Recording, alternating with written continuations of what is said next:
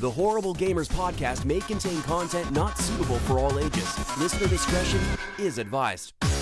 Welcome, ladies and gentlemen, to Horrible Gamers podcast, show number 440, being recorded on November the 13th, 2023. I'm one of your hosts, Jesus Gonzalez, also known as Jesus Walks Out. Today I'm joined by my friend from the West Coast, the best coast, Gunny Chief Henley Merrill is back. Welcome back, Gunny. Welcome. Hey everybody, I'm glad to be back. Last week I was horribly ill, but I'm feeling a lot better. Talk about some awesome games I've been playing. Good. And from Little Big Ohio, the Mayo, Steve Willer is back. Welcome back, Steve. Hey, what's up, guys? Welcome to the show, people. You can follow us on the X at _horrible gamers. Follow us on Spotify, Pandora Music, iHeartRadio, or anywhere you can find your podcast. You can also join us on Facebook, Horrible Gamers Podcast Community. And like our page, you can also head on over to patreon.com and support the show with the monies like our friends have.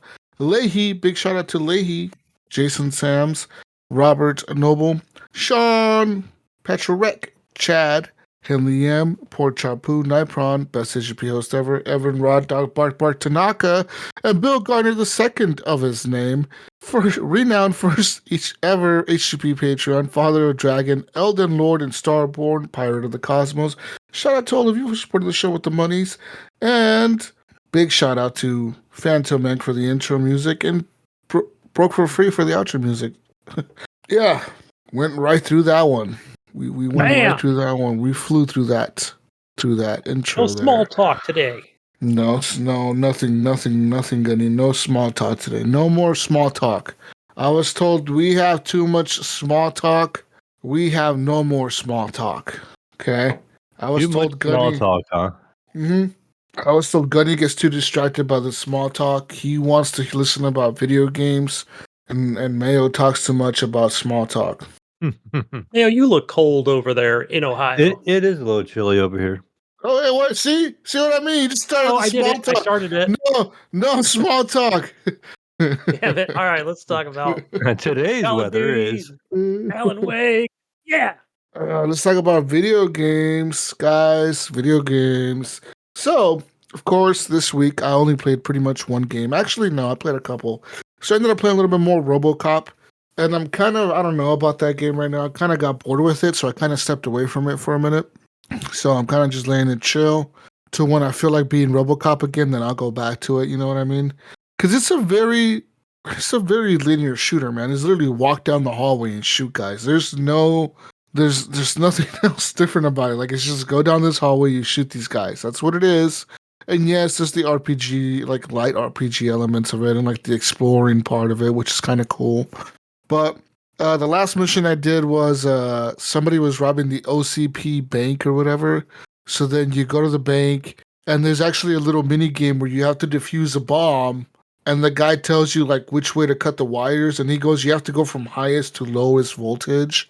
But like I kept fucking it up, and I was like, what am I doing wrong? And I was just doing it incorrectly. I wasn't doing it correctly. And then apparently that's like a mini game in the game where there's a few times where people will have bomb strapped to their body or whatever, and you have to defuse the bomb, so you have to get it right, and apparently it gets harder as the game goes on. But yeah, pretty cool game. Play a little bit of that.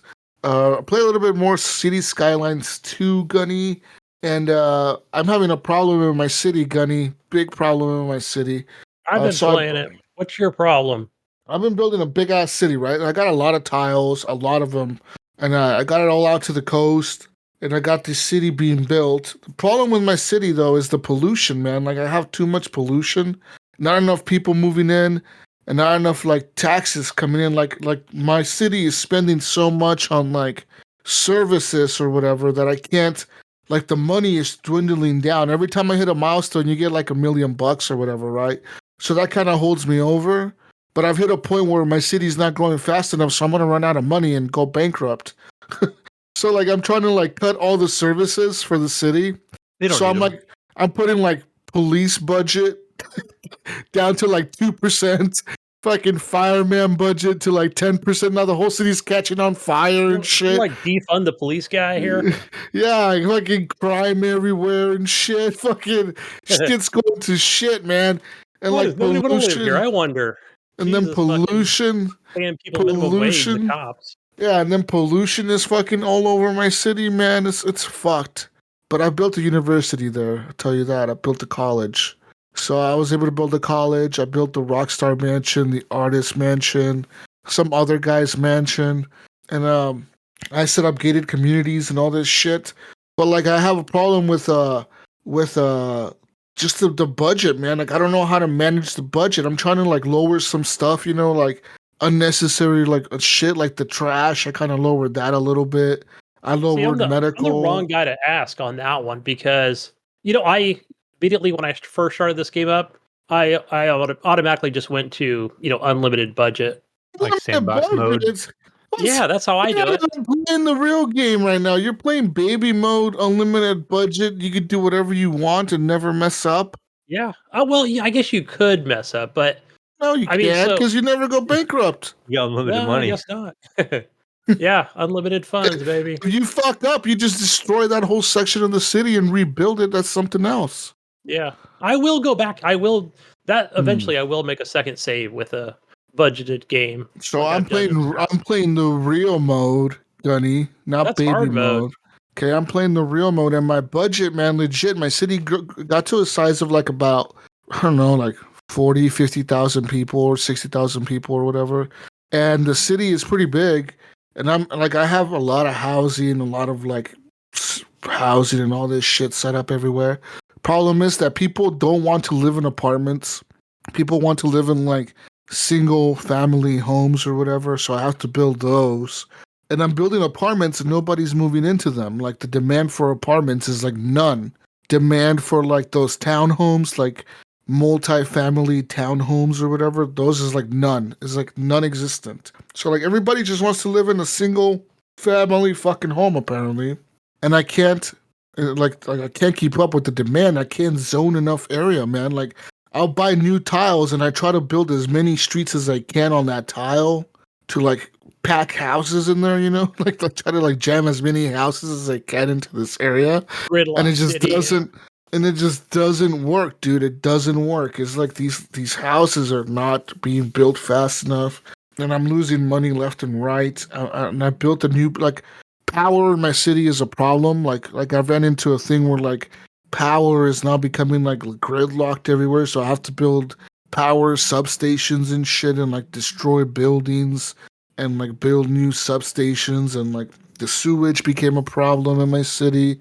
The water became a problem. Not enough water was being pumped.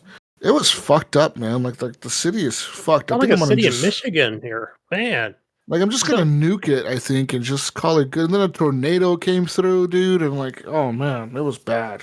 See, I've got that turned off for now, just so I can kind of grow mine out. But I'm only at like 10,000. So I have a couple questions for you, Jesus, because how does this work with like the way I've always done it with City Skylines 1, where I can't it's hard to describe it, but I'll put like that heavy industry, on the other side of the freeway or whatever. Not at the other side, but just I feel like it's always a good distance from the houses. But I'm curious, like, does it just eventually does it just blow over there to the houses? Yeah, I can't do that. The reason I can't do that is there's not enough squares for me to build enough houses. So I'm using up more and more squares that get closer to the fucking factories or whatever. So like I have to build up right against them, dude. And I try to have the houses upwind from where the wind is blowing in general direction where the wind blows. So I could have the pollution. So I could have the pollution blow the other way. The problem is I built my university and I built houses around my university, and now all those houses are being polluted. And I thought that they were gonna be like good. And like, no, those houses are all fucked. They're all dying over there from lung cancer or whatever. How are they getting polluted? Is that also causing maybe pollution? Because or is it coming from refineries, factories? No, I have power plants and chemical plants in my city. So I have power plants and chemical plants, and the wind blows over the houses. So the people are dying. It's fucked. They're all getting cancer. You got to build more cemeteries. And I don't understand this game. It has something about exporting shit and importing shit, and apparently my city is importing everything. And it doesn't See, export yeah, nothing. And because that popped up on mine. I'm like, how the fuck do I export shit? I have all these industries set up, and I don't even know how to export shit. I I think didn't it even figure this automatically game happens. out. I think it automatic because again, I'm playing with unlimited money. So the first thing I did was, well, one of the nice changes I like is how when you build a road, it automatically comes with what power and water. So as long as there's a Hmm. connected, there's already that connection there. So as long as all the roads are connected, you're always going to have the power and the water. So, but what I did at first was I noticed there's like a starting power line that you can use, and I guess you can choose not to, right? But I chose, of course, yeah, just give me the one that's auto connected. So I did that, and then I built like another power plant. And as I started to grow my city, and it kept saying like, "Hey, you have so much power, we're going to export some of it because you have too much or something." Hmm. So I think you just, like you said, you already have a ton of it, but seems like you don't have enough if you're still importing power. I have 4 power plants in my city. 4. Okay, like that motherfucker is big. All right, I'm Yeah. like, the more I expand, the more shit I have to build, man. And it's just I'm running out of money. I don't know. I have to figure it out. But cool game. Check out City Skylines. They've been patching it. They've been trying to work on it. And Is it other any games that better? I've been, Real quick, a is little that bit, a little bit? No. a little bit. I don't know, a little bit. Performance wise, not so much. Other games that I've been playing though, besides RoboCop, City Skylines, and all that shit, is Call of Duty. That's about it. Literally, Call of Duty. That's it. Call of Duty. Call of Duty. What was that mode that I heard John talking about it on VGO, where it's almost like a Warzone mode within Modern Warfare 3, but it's not Warzone? So No, is it like so a mini game? What's that's going on? incorrect. It's not a. It's not. It's, no, it's the single player, the campaign. So what they did is in some missions, in some levels, what they do is they'll drop you into a map, and that map will have objectives, and it'll be like the objective on this map is to find the commander of this base and kill him, and you get the key card off of him to get into the bunker that's underground that you have to get into. So the game kind of just drops you in and tells you to do whatever you want. So you can just go in there like you can just literally walk up to the main bad guys and start shooting them like just walk through the level and try to shoot everybody, which usually doesn't work out for you because they'll call for backup and shit. Or you can go in like kind of stealthy and like try to like hide in the bushes and snipe some people and keep going in and try to snipe more guys. And then you get the guy with the key card and you find him and then you kill him and then whatever. So you could do that also. So like some of these sections are like parts of the Warzone map. Like the first level or the second level that you play Okay. in is it's a It, section. It's a section of Verdansk.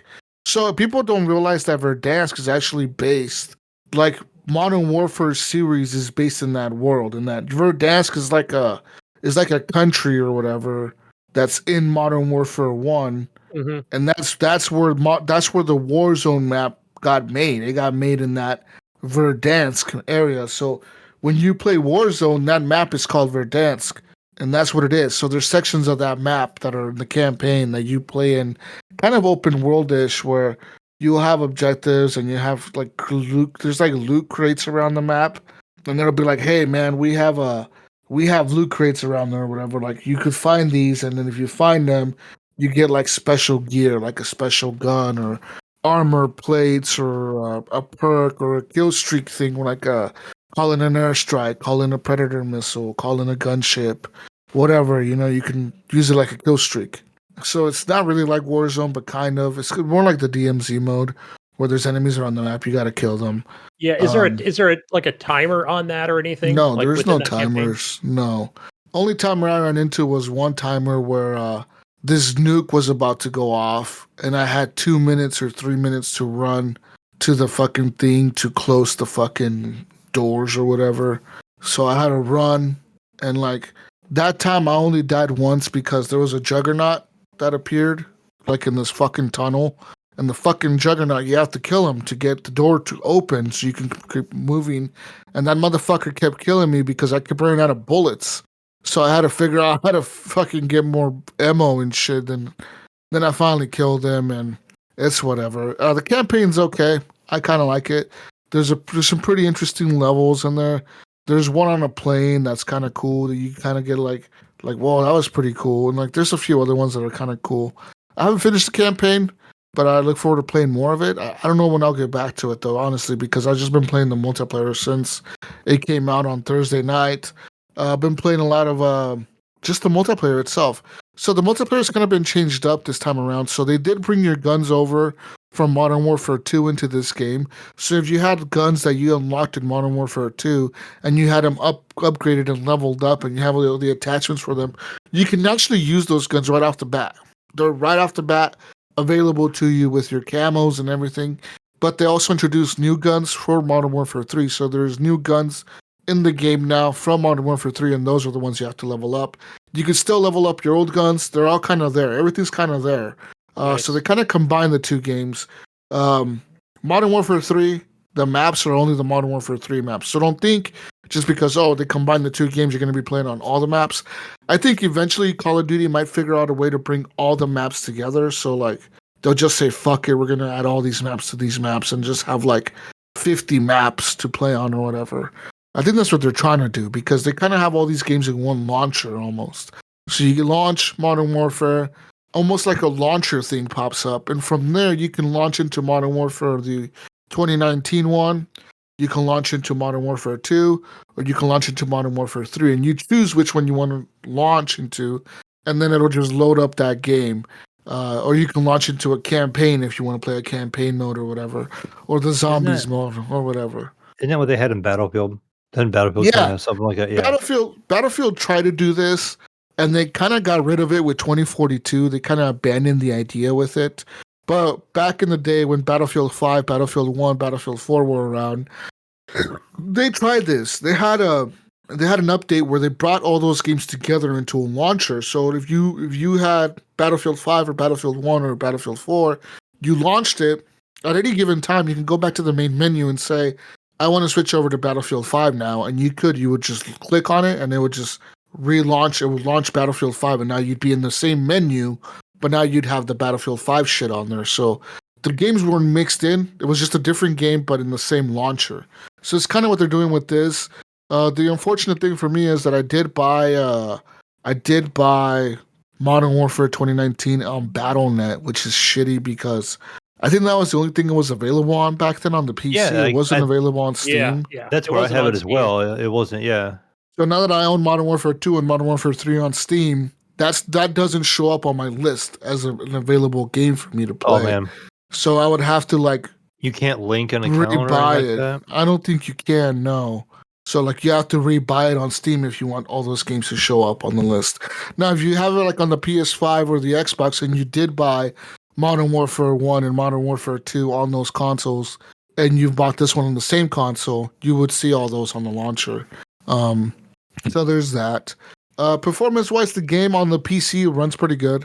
On the PS5 though, where I've been playing mostly, 99% of my gameplay has been on the PS5.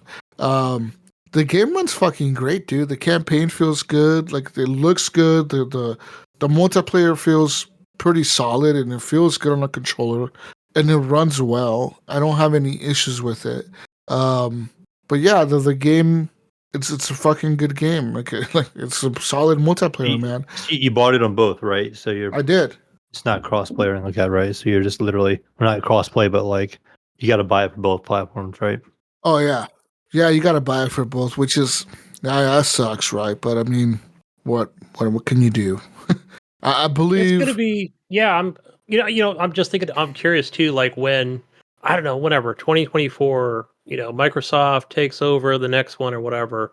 So is it going to be on Game Pass, or are we going to be using what launcher? Is it going to be? I mean, obviously they'll keep it on Steam. It'll probably be a Battle.net Game Pass thing where you own it on Game Pass, but it launches on Battle.net. Okay, yeah. That's what I'm going to assume it's going to do for the next one whenever they put it on Game Pass. Because they're not going to get rid of Battle.net. That's what everyone uses for WoW. No. So they're not going to get rid of that. That's the main reason why people use Battle.net, really. Yeah. Yeah, for WoW and StarCraft. And what's the other one? Overwatch? Overwatch, yeah. They use it for random shit like that because that's not available it's not available on Steam, right? So like Right. you have to have it on there, you know. But yeah, man, Modern Warfare 3, it looks good, it runs good. My one thing that I do like that's pretty cool is that my skins and shit did carry over from Modern Warfare 2. So the skins that I bought, like my Homelander skin, remember the one that I paid like $20 for? That thing carried over, so I have it in this game. I can equip it and use it. Also, like the same thing with the guns, I can equip those and use them. I can use everything, like the calling card, the little emblem. It's all there, and I'm like, I was laughing at myself because I was watching my like you know how in the game you can customize your calling card, like the little picture thing next to your name, and the little symbol, like the little sign. You can customize those to whatever you have unlocked. And for my sign on launch night, I had a Mountain Dew logo for my my emblem.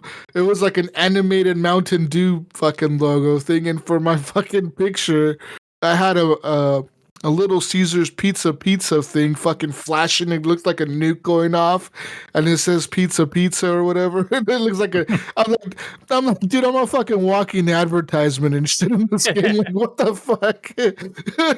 You're gonna get an email from Doritos here in a minute, and you're gonna be like, You're probably Like, already, yeah, it's already in your Gmail already. Like I was like, Go to I'm fucking. promotions. There's 100 of them there. I'm a fucking walking advertisement in Call of Duty, man, literally, because like you got all these fucking animated shits going off on my profile, and it's all fucking advertisements for different brands and shit. I was laughing at myself. I'm like, fuck, dude, this is fucking funny. Everybody else has like the basic one from the launch night, so they all have like the same photo and the same thing. And here's me with fucking flashing shit, and it's all fucking advertisements. You know how many people Googled that, Jesus, after they saw that? Like, how did you get that? Like, how the fuck did this guy? How did this guy get a pizza thing on his thing? Oh man, it was like that was from like a Little Caesars promotion, like when Modern Warfare 2019 launched or something, where you had to go buy like a $5 lunchbox thing or something, and they gave you a code for it or some shit. Yeah, my son got a few of those, gave them to his friends.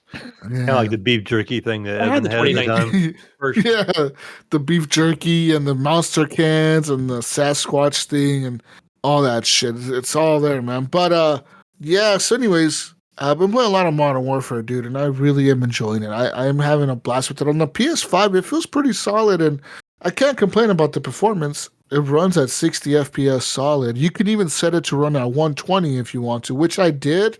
The problem with the TV that I was playing on, though, was that like it would run at 120, but then every so often, in like the middle of a match, the screen would flicker. Like something would, like maybe the game was dropping from 120 to 60 with like the Variable refresh or something. with like not the variable refresh, but like the adjusted what's that shit called? Where it adjusts the resolution, right? To make the game run at a certain thing. So maybe the game was adjusting the resolution up to 4K and then it would drop down or it would go from 1080p higher and the screen would flicker on me. So like the problem with that was that it wasn't just like a quick flicker. Like the screen would legit go black. I could hear the game still running. And then like 5 seconds later, the screen would come back on. And they would do that quite often in some of the multiplayer matches. They would just do it to like I'm in the middle of a match, I'm about to get a kill streak, and boom, my screen goes black. Mail, my fucking screen goes black. You know how mad I was at that shit? I was so fucking mad. I was like, this is some fucking bullshit.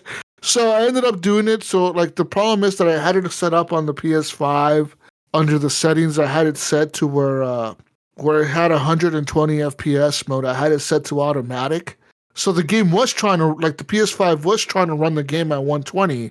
And I'm assuming it can because people are saying that you can play this game at 120 on your PS5 and Xbox.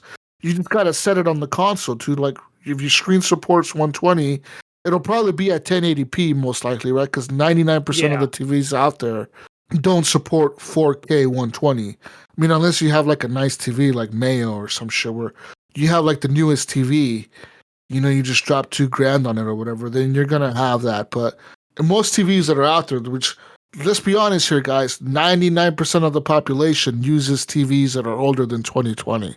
I'm just saying this. This is a fact. Okay, like you think? You go to your friend's house. Go to your friend's house and ask him, what year did you buy this TV? 99% of them will tell you, oh, I bought that TV like in 2018. I bought it in 2017. I bought it in 2016. I bought it in 2015. 99% of people will tell you this. I could guarantee it, man. I usually I always hear people are like, oh, I got my TV on Black Friday, blah, blah, blah. I'm like, oh, you probably got like the hobo version then probably. Yeah, You know, 60 people don't frames. realize the Black Friday TVs are usually not the best models that they make in that brand. Some brands even make special models for Black Friday Or Black itself. Friday, right? Yeah. Yep. Where they take like their hobo motherboards or whatever, their hobo chipset, and they just put like they legit put all the hobo parts together and make like a working TV, and they just sell it for like $200. Black Friday special. Go to Walmart, the best TV. 200-inch TV for $300. Yeah. Yeah. So that was the thing. So yeah, this TV does support 120, but it does it at 1080p. I'm assuming the resolution was adjusting, and that's why the screen was flickering. So I ended up turning that off. And guess what? My problems were all fixed. So now I'm playing at, I'm assuming 4K 60, which is fine with me. 60 is fine on a big ass TV. I'm okay with that, Gunny. You sure it's not chugging? It's not flickering?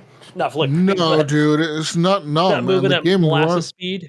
No, the game feels solid on the PS5.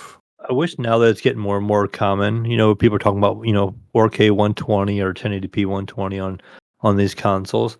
I wish there was a frame counter built into them in some way so you can actually see what's going on. Because I do like I've been playing Spider-Man and stuff on mine. My TV does support 4K 120. But I have it going, but I don't know if it's dipping. You can't really tell. Yeah. It's smooth. I know it's good. I wonder how Digital Foundry does it. I'm curious to see if it shows it. They probably run some algorithm or some program on top of it. They have like cameras and shit that can capture all that too. They have like all these fucking special cameras and screens. I know, like my monitors will tell me the resolution of the monitor separate, but my TV doesn't. I know there was one TV that did have a frame rate counter built in. I don't know if it was a Samsung TV or LG, but I have they both. had it. I have the QLED and I have the OLED. LG OLED. They do have it built in. But neither one of mine will have that, so, but I'm curious because I've been like now, like my Samsung QLED I have hooked up to my PC in my bedroom here. And that one works out, I can see a frame rate counter because it's on my PC though. Yeah. But my consoles, I'm curious to see, like, do I have it completely set up right? Am I really getting 120? Because I think I'm on Spider-Man, I think I'm on like performance mode, and then I enabled like the auto switch to 120.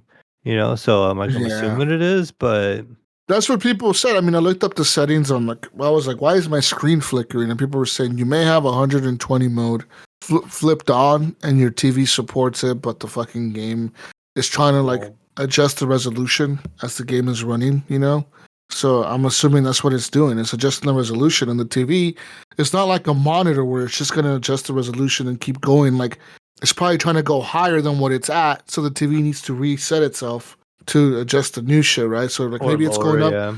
Yeah, maybe it's going up to 4K or anything. Maybe it's going up to 4K, and so it has to fucking shut off and reload itself. Because 4K doesn't support 120. 4K only supports 60. But 1080p supports 120, so the TV has to shut itself off, to reset that shit. Could you go into your PS5 and turn 4K off and set it? You could force it, right? Yeah, you can. I could definitely, if I wanted to, just force it to 1080p. I could say set resolution to 1080p, and it will just always stay at 1080p. It will never try to do 4K. Problem is, I don't know if I want to just play at 1080p now. Right. I was going to say you don't want to play at 1080p anymore. I've seen the difference. It's not very. Yeah, I mean, I'd rather do 4K 60 than 1080p 120. Or maybe, I don't know. Maybe you're right. Maybe I should just force it for the multiplayer to have the higher frame rates. Mm-hmm. Maybe just force it at 1080p and set it at that, It'd be no different than like when people run really low settings on the PC. When my son plays Fortnite, he cranks that game as low as possible so he can get as many frames as possible. It'd be no different than that. It's like people playing when there's no grass in PUBG because they turn off. I remember those days. They can just see you hiding in the grass because they have no grass. You're just laying on the ground way out there. You think you're hiding in a bush and you're just hiding on the ground. You're just laying on the ground in the fucking screen. It's because they have all their settings turned off. So to them, you're just laying on the ground. You think you're hiding in a bush. Yeah. They could Or you're just see hiding you. behind a little stick. There's no foliage on it at all. It's just like a little stick sticking out. Shit. Good old Oh, PUBG. man. So many great moments in that game. PUBG had so many That shit moments was coming in funny that as era. fuck. Oh man, but yeah, man. So I really am enjoying Modern Warfare 3, and I really wish Brink would get it. He's being a little hobo though. That's what's Brink's a little hobo. That's what we're gonna call this show, all right? Because that's what he's doing, man. He's being a little hobo right now. He's telling me he doesn't want to get it. I don't want to pay $70 for a DLC. I'm like, bro, we're gonna play so much of this shit. Like honestly, I bought the game twice and I didn't even think about it much because like I'm gonna play so much of this fucking game. Like I don't even care. Like it is what it is. Like it's a fucking game that every week, no matter what week of the year it is, it's in my fucking rotation. No matter what, you know what I mean? It's always being played, Gunny. Like it's like Battlefield. It's always there for me. It's you know? always Like, there. It's like my City Skylines or my Satisfactory or something. Yep. it's always there. Like it's never gonna be a game that I'm gonna just uninstall and never play. Well, it's one of those like, games you could kind of jump in and jump out real quick too. Yeah, You can and do a couple matches and then be out. Yeah. Now, with Nice. that being said, on the PS5, I did run into an issue, Mayo, where I needed to play at night and the TV was loud as fuck. So I was like, I need to go buy a headset. So I did find a good deal on I found a really good deal actually on the what the fuck? Let me look up. You see the new earbuds? I know we talked about it, but I guess they're I'm buying officially those out fucking earbuds. for PS5. Oh, those really expensive PS5 earbuds? Yeah, they're officially out. I was looking at reviews. Those had to work with that portable PlayStation, right? Oh, The that might have Portal? been it for the Portal, right? Yeah, you have to have No, those with the Portal. but they also work on the PS5. Yeah. So I'm looking at headsets here. I'm trying to find the headset. I bought a headset from Razer. It was really, really cheap, man. Like so cheap. Like I think originally it was priced at $100, but I got it for like $30, dude. Okay. Yeah, I got it on sale. It was on sale for like $40, and then I got some discounts on top of that. It's called I don't even know what the fuck it's called, man. I'm trying to find it. I can't find it. Fucking annoying. Oh, here we go. Headsets. It's the Black Shark. That's what it's called. The Black Shark. Oh, the Black Shark. Black Shark. Black Shark V2. So Now, is there's this something different. that hooks into the controller. Yeah, it does. It also is for your PC. It also has like the multiple like the weird PC where you plug in the mic and the headphone thing. It has that little adapter for it as well. I think it's originally designed for the PC, but it does work on your consoles because you just plug it like it's like a headphone jack. You just plug it into your controller, you know. But it's fucking comfortable, man. I was like, man, this thing is actually pretty comfortable. Like, I was like, for $30 or whatever, $35 that I paid for this shit, I cannot complain about the headset. It's pretty fucking good. It has a fucking little boom mic, which I don't really use, but it's just there. Yeah, I mean the mic you don't have to hear yourself, so the quality of the mic, can be whatever. Everybody has to be everybody else that hears you, but as long as the audio is good, then that's cool. Yeah. The audio is really good. I mean, but like the crazy part is that so there was this headset, right? And right next to it was a wireless one of the same one, Mayo.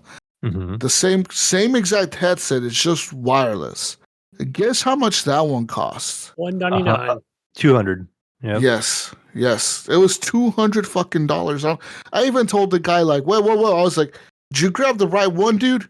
He's like, yeah. I was like, all right, because I was like, I ain't gonna pay $200 for this shit. I will not pay $200 for any headset for my PlayStation. I was like, ain't no way, dude. I'd rather go to Amazon and buy a $20 hobo headset. Because all I want is the audio. I don't really want to talk to people. You know what I mean? So like, I don't give a fuck about the mic or what it does. I just want to hear the game. You know, as long as the game sounds okay, I'm okay with that.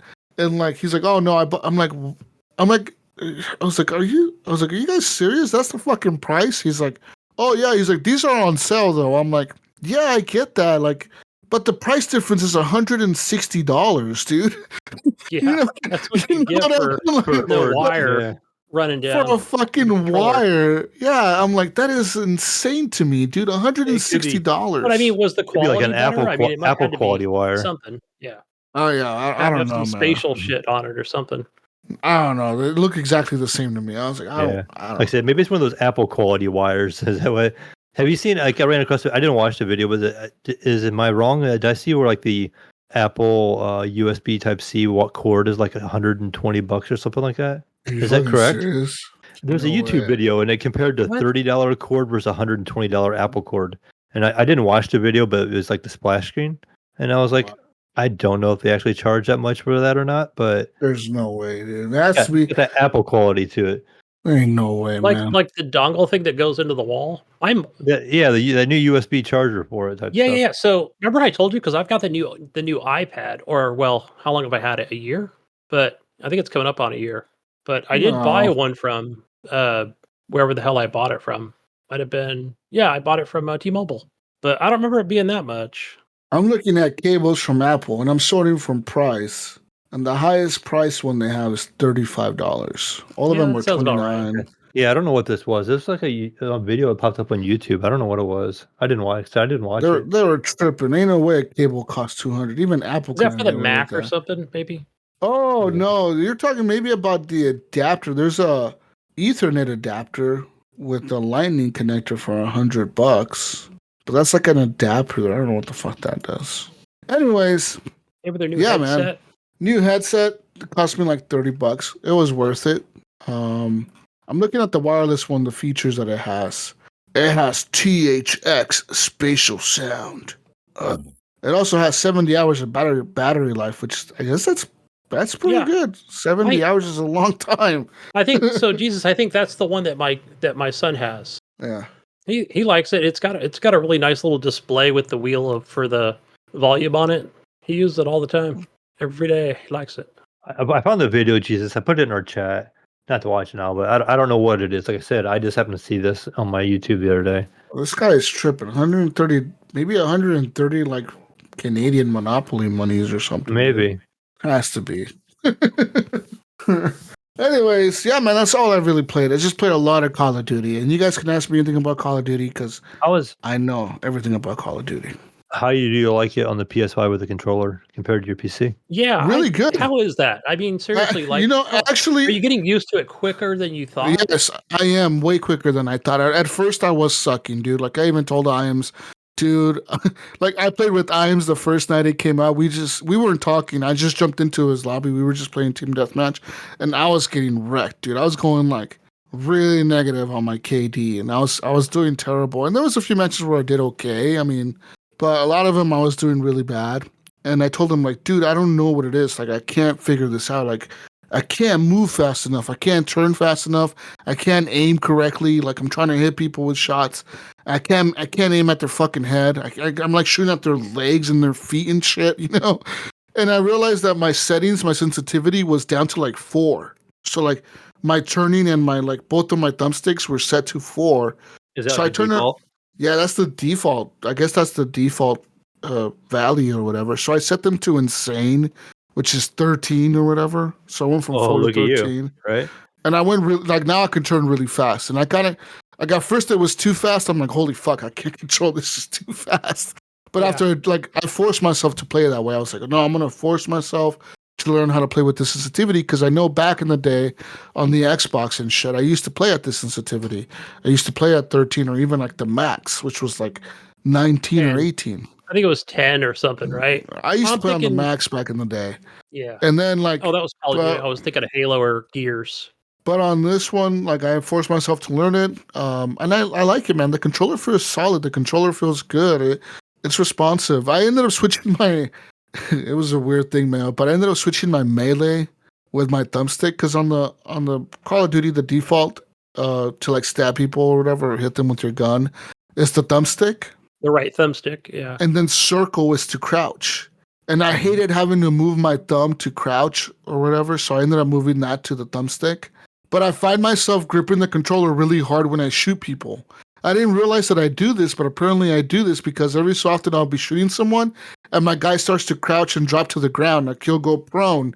And I'm like, how the fuck? I didn't even mean to do that. And I guess I'm just gripping my controller without realizing I'm pushing my thumb down without realizing that I'm doing it. Because maybe it's because of the way I grip the mouse, you know, like I press the button and I just grip the mouse, you know. I don't know if that's like just like a habit that I formed or something. Because I never used to do it before. But now I find myself doing it a lot where I'll be like trying to shoot someone, and my guy would drop to the ground. I'm like, why the fuck did I drop to the ground? And it's because I'm gripping the controller like really hard. As far as the adaptive triggers, they are working. I'll get her to ask too if I had the adaptive triggers or feedback and stuff like that. It does, Mayo, but the adaptive triggers aren't as intense as they were in, like, I want to say, because I did play one of the old Modern Warfares, maybe the first one, or I played something on there. Like, I played a Call of Duty on the PlayStation before, and that it had the adaptive triggers.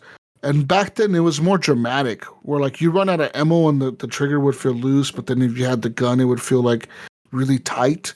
Now you can still feel the tightness with guns. Like when you're pulling the trigger, the top feels loose, but you press it and kind of halfway you feel like a tension. And then when you pull the trigger, you have to pull it like to pull the trigger, you have to keep pulling on it. So you could still feel the tension on that, but it's not as dramatic as it was before. It's almost like they toned it back a little bit, but it is still there. All the features of the haptics are still there. And they're still working, and I guess you can turn that off because it's all in the settings. They allow you to do a lot of shit in this game where you can turn off a lot of settings in this shit. You can just turn down all the shit. You can turn off the texture cache, the downloading cache for the texture. You can turn that off if it's fucking with your internet. You can turn off all kinds of shit for it. And the adaptive triggers are one of the things you can also disable. You can say like, I don't want to use adaptive triggers or. And that would give you more battery life, I'm going to assume. 'Cause I know it's like on Spider-Man, and I read an article talking about too, like it kind of kills your battery a lot faster. Mm-hmm. Because the Spider-Man uses it a lot. There's a lot of audio and a lot of like playing the triggers. Yeah. And so like I did notice like when I was playing through that my controller was dying a little faster than before. Usual. Yeah. Now, maybe I don't really care though. I mean, the wire is right there for me to plug into the PS5. I just switch mine out. I own two, so I just and I'm definitely gonna buy another controller, Mayo, but I'm waiting for the Black Friday sale on Amazon. Yeah, for sure. Yeah. I'm gonna buy a black one, I think, on Amazon, or maybe a different color. What about buying like their $200 one? I know you have like the Elite controller for Xbox. Oh, the Elite. I don't know how much better it is. I don't know if it'll go on sale. I don't know. Maybe I'll like it because I do like being able to reload and shit from the paddles on my Xbox. Like whenever I play Battlefield or like Call of Duty on my PC with the controller, I am definitely used to the back paddles of reload and change guns and like that was always good for throw grenade. Paddle. I've never tried that. That's a good one, Gunny. I'm gonna do that next. That was from maybe Brun from TXL. He would use that. So I switched mine when we were playing Battlefield 5 together. I was like, yeah, I'll just put the grenade on the right paddle. For Battlefield, I have it set to my gadgets on my back paddles. Like the bottom are the gadgets, the top is reload and change weapon. But yeah, maybe you're right, Mel. Maybe I should see if that goes on sale. Try to pick that up. Yeah, it looks nice. I mean, yeah, but it's kind of expensive. Well, it's the same as an Elite, right? 200. Yeah, it's $199. I've seen them in the store a couple of times, but I haven't picked one up for myself yet. It looks pretty nice. I'm looking at it right now. It's got the paddles in the bottom right as well, right? I don't remember what all they did to make it unique or better than the regular PlayStation one. I think it's just maybe it has the paddles. It has adjustable trigger lengths. You can how on the Elite controller you can set the triggers to how a half pull or a full pull or whatever. It has all that. I've also seen Jesus. My local Best Buy, they've had SCUF controllers there. You can actually buy. Yeah. I think Microsoft owns SCUF now. I'm pretty sure they bought them. So it's probably not on the list of D-list that Xbox has been doing lately. No, it's probably like an Xbox branded. Yeah, I think that's what they're trying to hint at. If it's not Xbox branded, then it may not work. Yeah, I don't know. I don't know what they're doing over there with that. Those are pretty expensive controllers. I think it'd be a lot of upset people if the SCUF controllers quit working. Well, they're the junk brands. Yeah, the people are using it for not good things. Cheaters. Well, no, apparently SCUF gives their technology to Microsoft. So that's how they make the Elite. Because apparently they needed the license to be able to put the paddles and shit on the back. Oh, okay.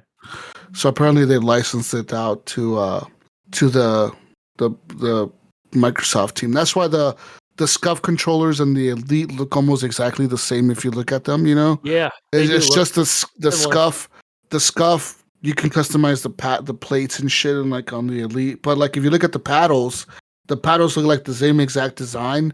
Apparently that's why, and apparently that's why on the PlayStation Elite the paddles are a little bit different. They're like lower and like more squarish kind of because they have to look different, I guess.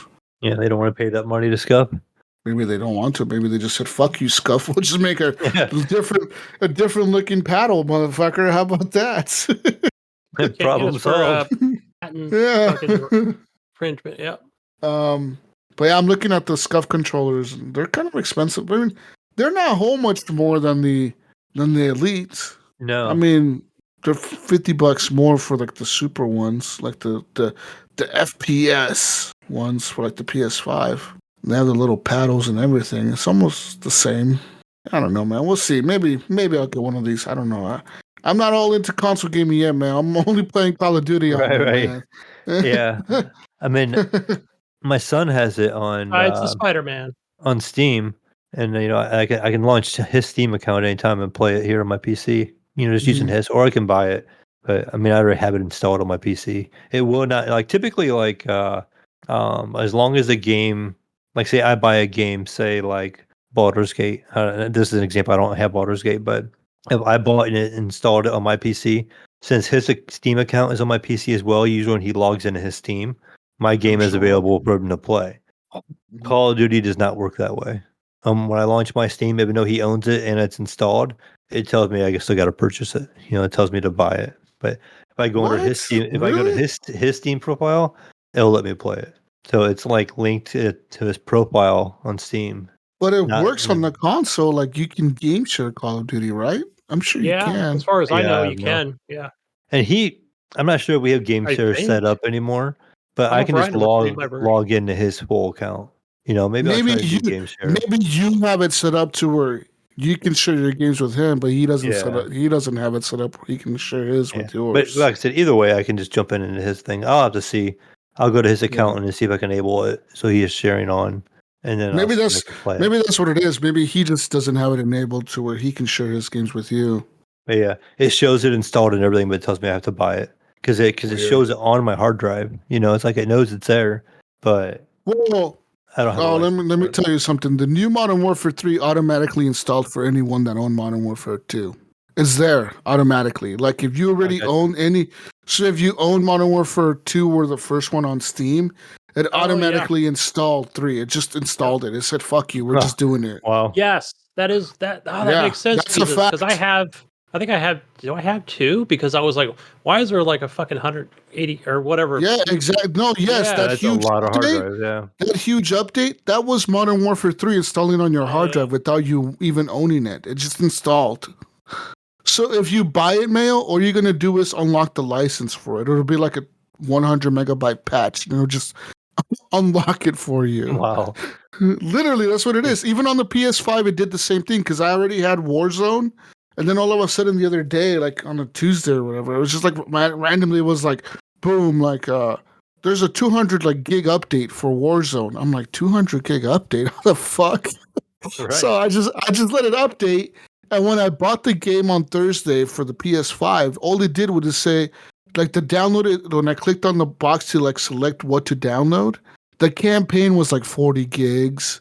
And then I looked down and it says, Modern Warfare 3 unlock license, 100 megabytes. So the game was already installed. It's just letting you unlock it. It said like, no, fuck you. We're gonna just install it anyways. We don't care.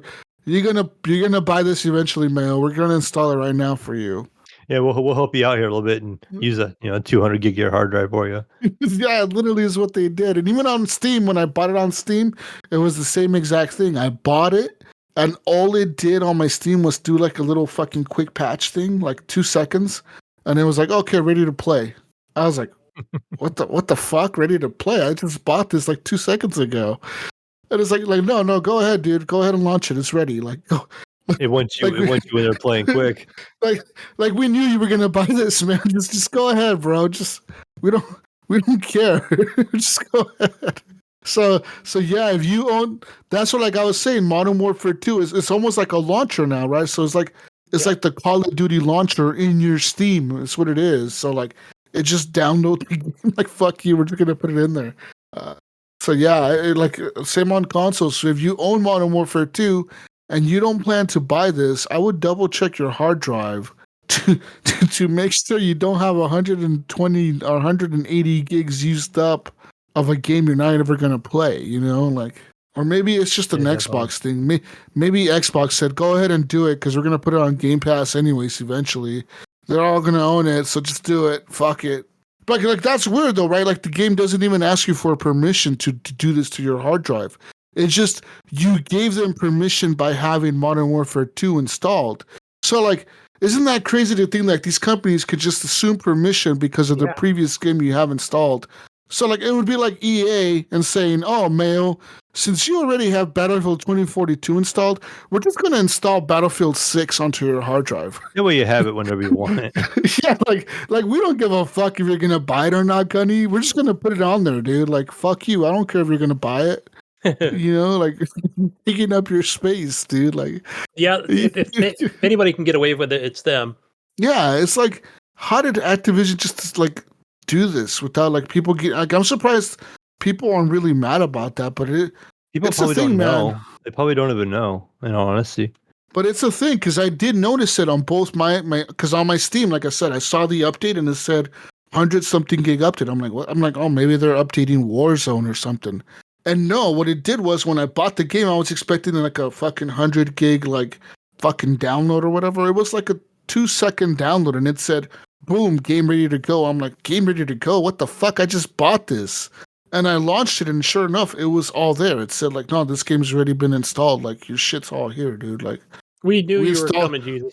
We installed it the other day, Jesus. We're ready for you. Maybe it's for you only. Maybe you're like some royalty over there, Jesus. They know you're going to buy it anyways. They were like, he's buying it anyways. We'll just give it to him now. They did the same thing on the PS5, though. They're like, "Hey, man, we got 100-something gig update on Warzone." And on the PS5, I do not own Modern Warfare 2. I only have Warzone installed. But because Warzone is part of the launcher thing, it just pre-installed Modern Warfare 3. So that's fucking weird, man. I don't know. Like I said, people that own this shit, like if you own, I guess it's not even if you own Modern Warfare 2. It's if you own Warzone on your console or your PC. Yes. Yeah, if you have I would double check. I would double check your shit because, yeah, that doesn't seem very nice of Activision to do to people. You know, like all of a sudden you're missing 200 gigs of your hard drive. It might be because of that. I'm down to 24 gigs on my local C drive here. I wonder if that's what happened. But Dude, no, yeah, I did might have install been. some Game Pass games too. That might be why.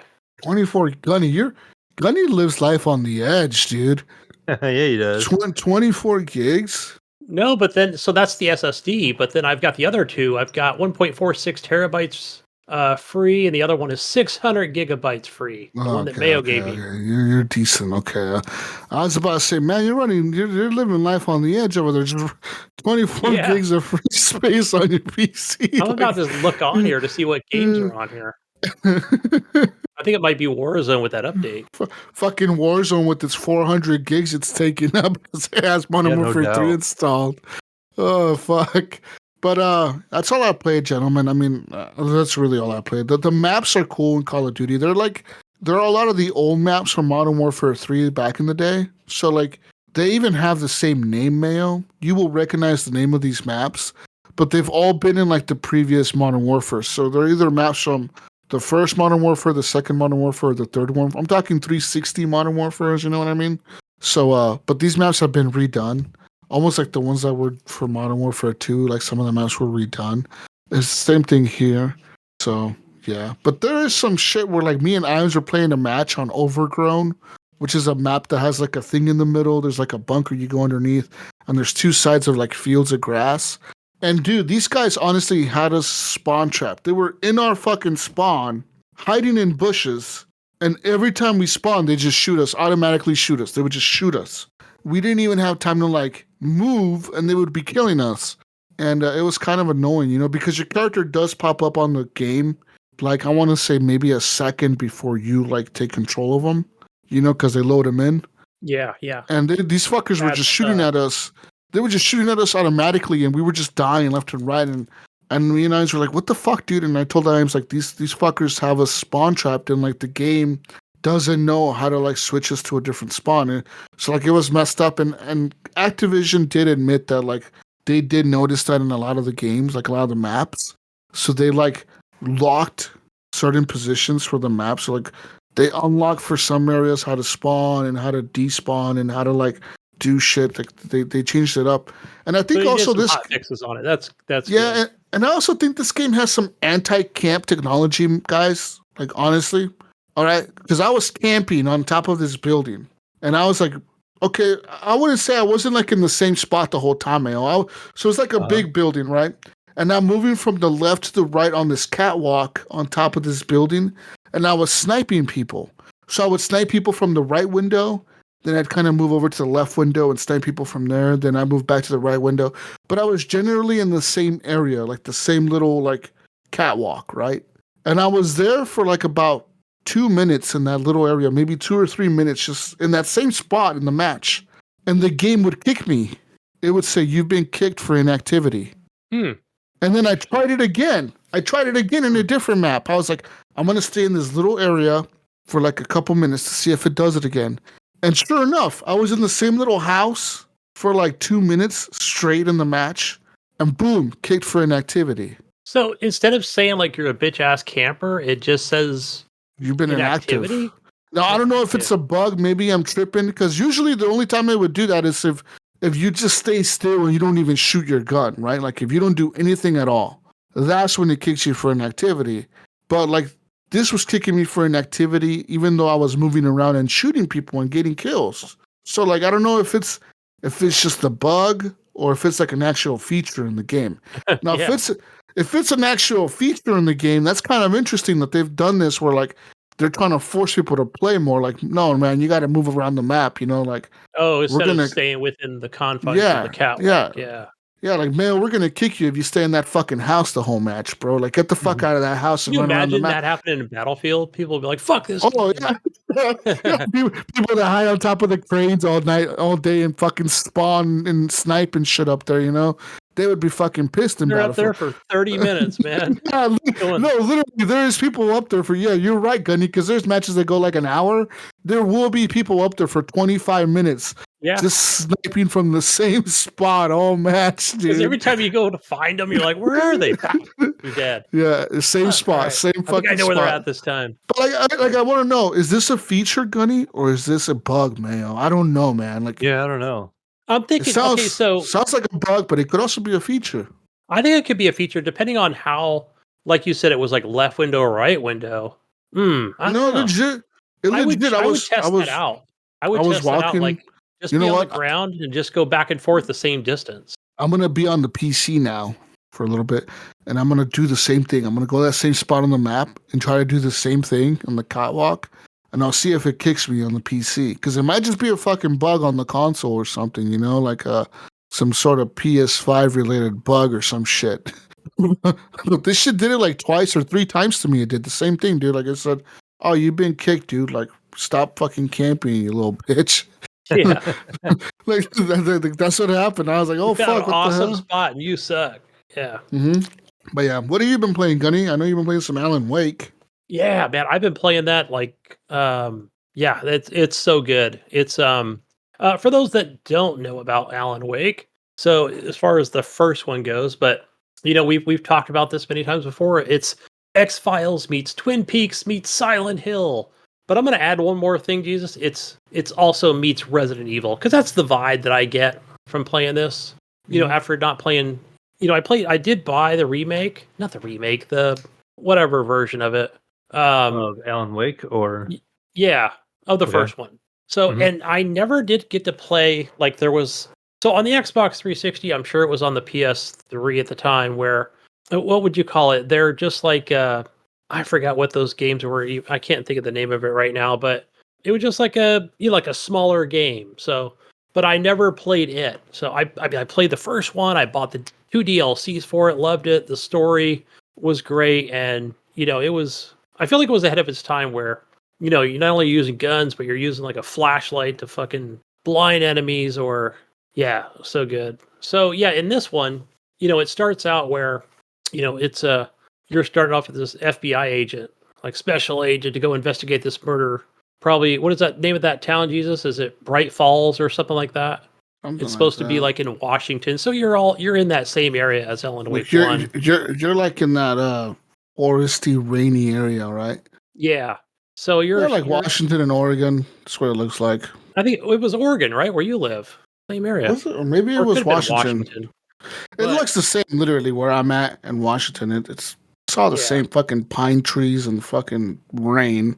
pretty much. So you start off and you're with another agent guy, and you drive up to Cauldron Lake, and to investigate this murder of this former FBI agent. And of course, there's like some stuff that happens before it. Not too much spoilers, but it's the tree of the cult people, that did this murder. So when that first came out, the beginning of this game, I'm like, I hope it's not as generic as just the tree cult people or whatever. But it does start off a little slow, in my opinion. Okay, I didn't get real far into the game, and it felt very slow to me. Yeah, it And is. It's that's the one thing where I'm like, people are saying this game's amazing, or better than Alan Wake One. I'm like, it needs to really pick up, but eventually it does. It branches out a little more. You're gathering clues up. You're not doing so much combat or anything, with your flashlight or your weapons at this point. You're going back into the town, talking to the sheriff and people at the coffee house, and just gather more clues, and then you head back out again, and more story is revealed. Little bits, right? Little bits at a time. And Mhm. basically, this is a little bit of a light spoiler for people that may or may not want to hear it. And I think it's at the end of chapter 2, Mayo, where okay, basically you meet up with Alan Wake is there, and I'm not going to say how and exactly what happened, but in between that, what I've noticed, Mayo, in that map that you're in that by that lake, hmm where, and I don't remember this from Alan Wake One, where you'll come up and there'll be the little cabin, and you got to find the fuse. It's on the ground. Pick that up, put it in. You can now turn the light on, or the light's already on, and then there's like a coffee thermos, right? That is from Alan Wake One, right? So that was like a like a some, I don't know about their, it is an Easter egg actually. So that's actually from Alan Wake One, where the developers would stay up late at night drinking coffee, to make this game. So that if you're curious, Mayo, what the coffee thing's about, was it the lunchbox things or whatever it was? Because what's the so that's lunchbox in that's it? something separate. Okay, That I don't know, like if that's like an Easter egg. I don't remember it's like that a from. whole like when you go in that detective mode, it has like a case for the lunchboxes. I don't know if you noticed that. Yeah, You so go, and it that shows like a file for it. so I think that's like a bonus thing if you ask me, because what if you don't That's what I find took all it the lunch as. Yeah, boxes, right? I just I took it think as that's some more of kind of a. bonus as well. Yeah, it's more of a bonus to the story. They actually tie it in instead of it just being meaningless. Where like in the first game, Alan Wake One, you had to go off beaten paths to find coffee thermoses, but they didn't mean much, right? They were just, hey, get an achievement for finding all 100 of these things. So, hmm but anyway, as you walk in the room, there's the coffee and the thermos, and there's an actual manual save and a quick save. So that's on the console itself, the Xbox Series X, where I'm playing. So I'm thinking like, I'm wondering like, I'd be curious to hear from people if on the PC version, if it is like a Resident Evil thing where, when you meet up, you know, to that first location you get to 30 minutes into the game, before you can save it. Because of course, on my console version, there is, I can actually see that the game is saving as I'm kind of going along. Doesn't happen all the time, but probably Yeah, in I haven't between, like a. really paid attention to how my saves work on mine. I'd have to look because I'm playing it on PC through the Epic Store, Okay, and yeah, let me but I know. haven't like I've just only like maybe once or twice done a manual save. I usually just kind of just turned it off and just kind of like went by my way and did whatever when I would quit playing. But yeah, I am curious to see if maybe they'll show me. Yeah, because I think you'll notice it like where, I don't know, maybe it's after a dialogue or a cutscene. In my game, it's in the upper right hand section. It just tells you game saving. Yeah, so there's that. So, but man, like I'll say that after you meet up with Alan and he's there, and I mean I think the game really gets good after that because you're in different environments and you're getting a lot of that Sam Lake story, his style of storytelling is, I don't know, what would you say? It's just kind of weird, you know? Yeah, But it's cool at the same time. yeah, it's weird. Like sometimes I feel lost in the story.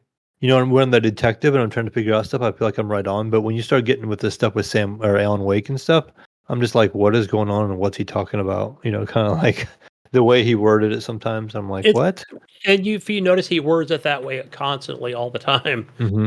I'm just trying to think of like a good example, like, you know, the night was dark, it was a nightmare, and there was, you know, like, and then there was a fire in the distance. You know, you're like, okay, what does that mean?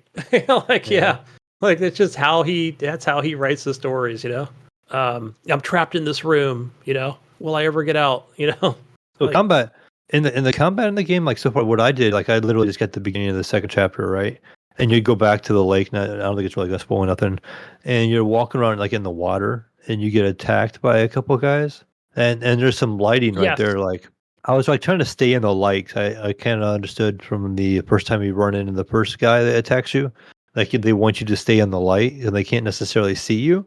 So I don't know if they weren't like seeing me or they just weren't like not attacking me right away because they were kind of just like would just walk me around me for a bit. But then eventually they just kind of came at me. So I didn't know if I was supposed to be standing in the light or what. If I was supposed to be hiding from them. And then I died, and then I just was like, okay, I'm just turning this off. I had to go for some reason, anyways, and I haven't been back to it since. it's But funny I didn't because know if I should be just staying in the light and attacking them while I'm in the light. But yeah. So it even tell, like, for example, so when I first started playing it, yesterday. So for example, I just finished up that lake section in that second chapter where it even tells me, because there's like a wolf thing or whatever. It's a wolf basically, and then there, you know, anywhere in that section, there's like the lights are far and few between. But there's like that one street light by the general store. And so I ran up to it because that freaking wolf killed me the first time.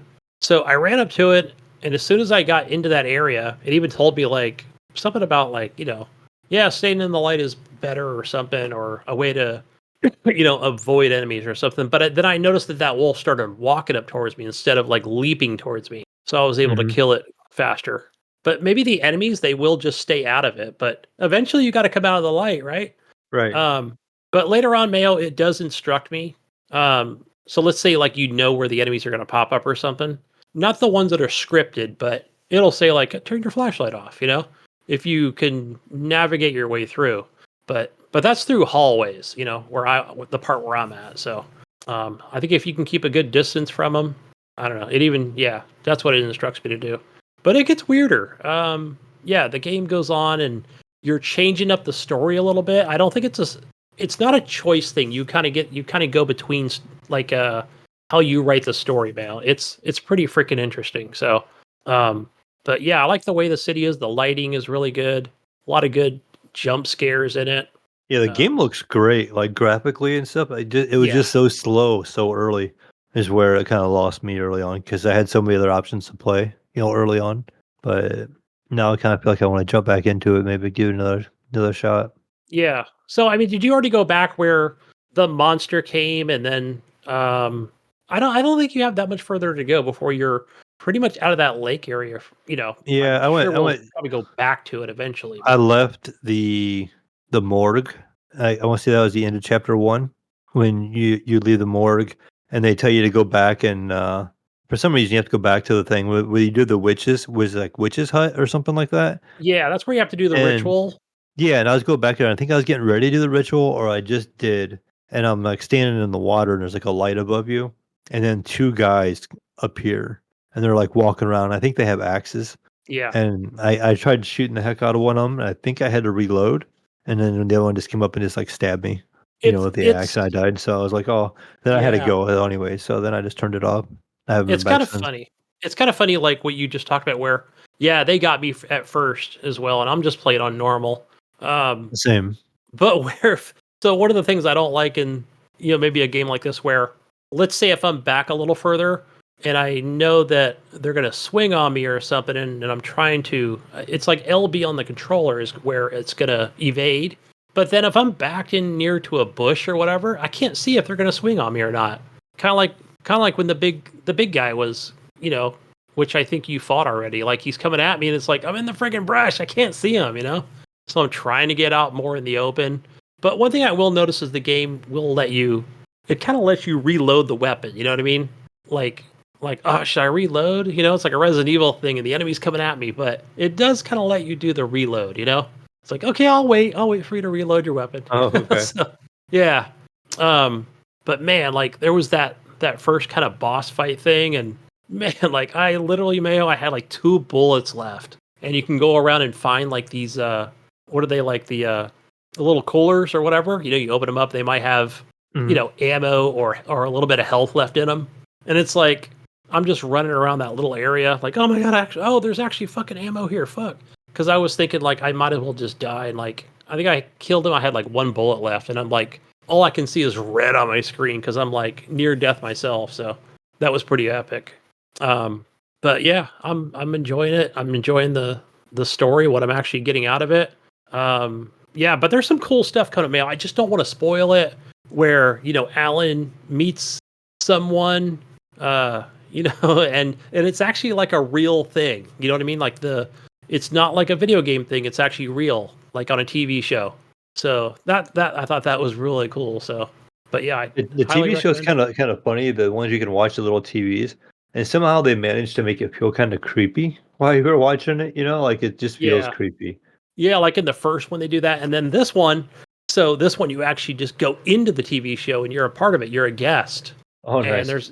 there's another special guest on there, and some of it's funny. Like I actually was laughing out loud. So it was actually really good. And Alan's just like, "What's going on right now? I don't even understand what the fuck is happening." The creepy TV ads or whatever they are reminds me of that PC horror game, that Duck Season game. Yeah, the 2 guys that are that's what the 2 it redneck reminds me guys of. Yeah.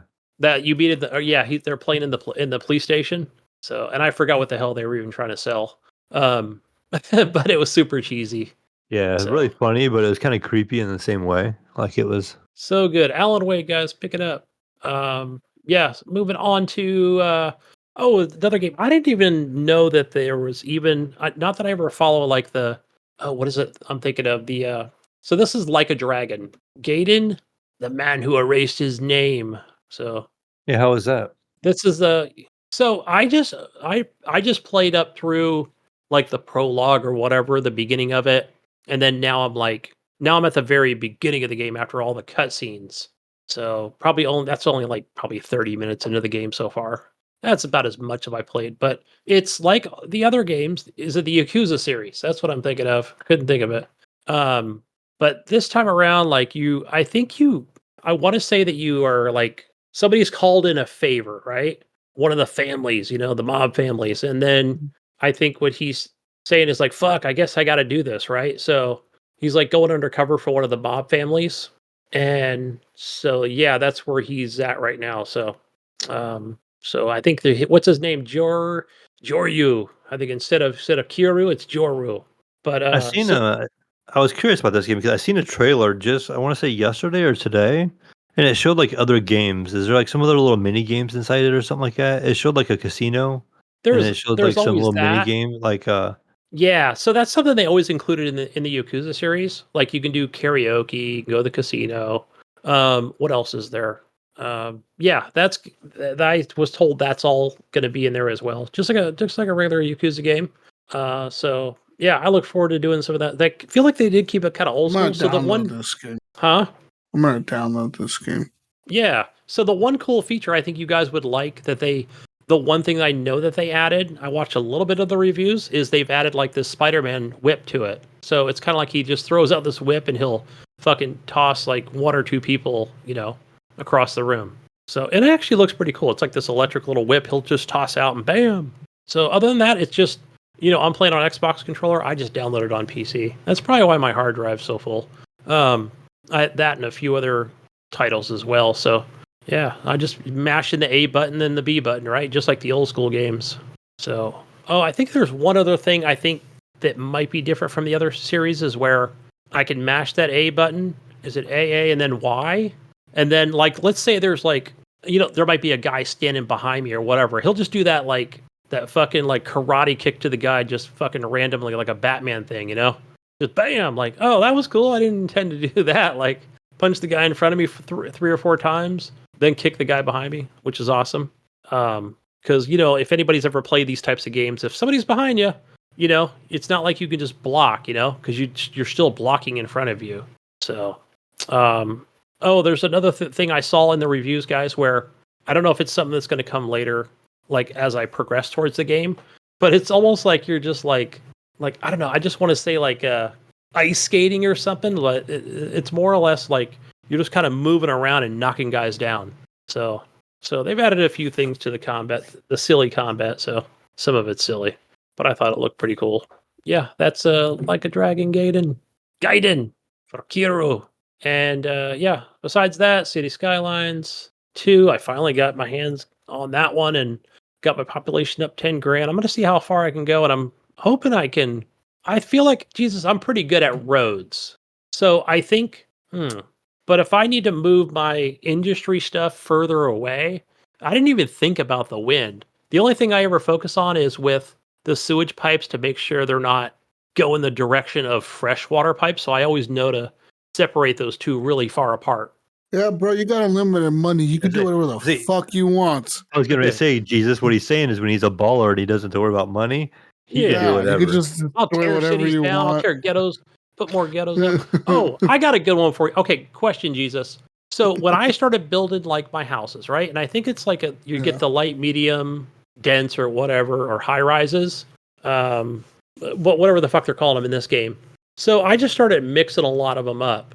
Instead of like putting all like high rises in one area and single family homes and, south of it or whatever, I tried to mix it up a little bit. But what I found was where some people were like, hey, the rent's too high here. I can't live here. It's too high. Like, I don't know what I'm supposed to do. I have that problem too. I literally have that. So that's my other problem I'm running into. I got people complaining, rent is too high. I'm like, okay, so what I heard is they want more services around them. So they want like more parks and more cops and more like medical offices close to them so they could get like better, like faster medical care. But I'm like, I'm not going to install a clinic in the middle of a neighborhood, dude.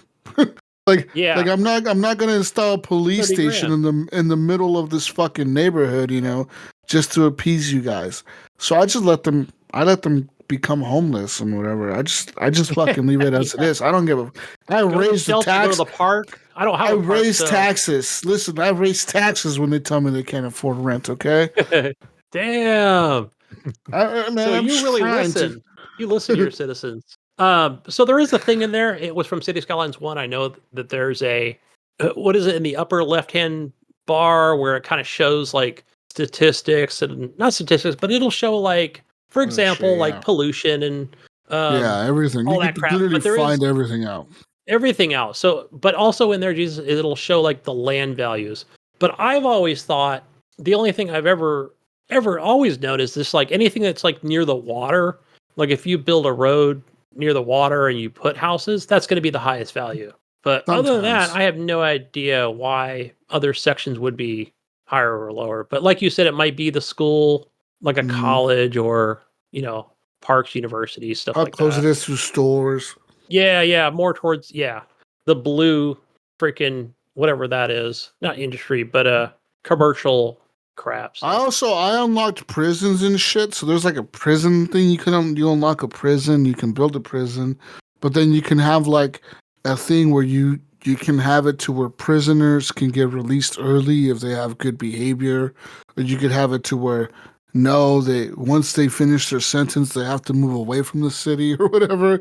So you can have it set up like different ways, for whatever reasons. And like there's a lot of little customization micro shit that you can customize and manage in that game, man. Like I like it, but I gotta still learn it a lot. There's a lot to learn in this fucking game compared to the first one, but I look forward to playing more of that, to be honest.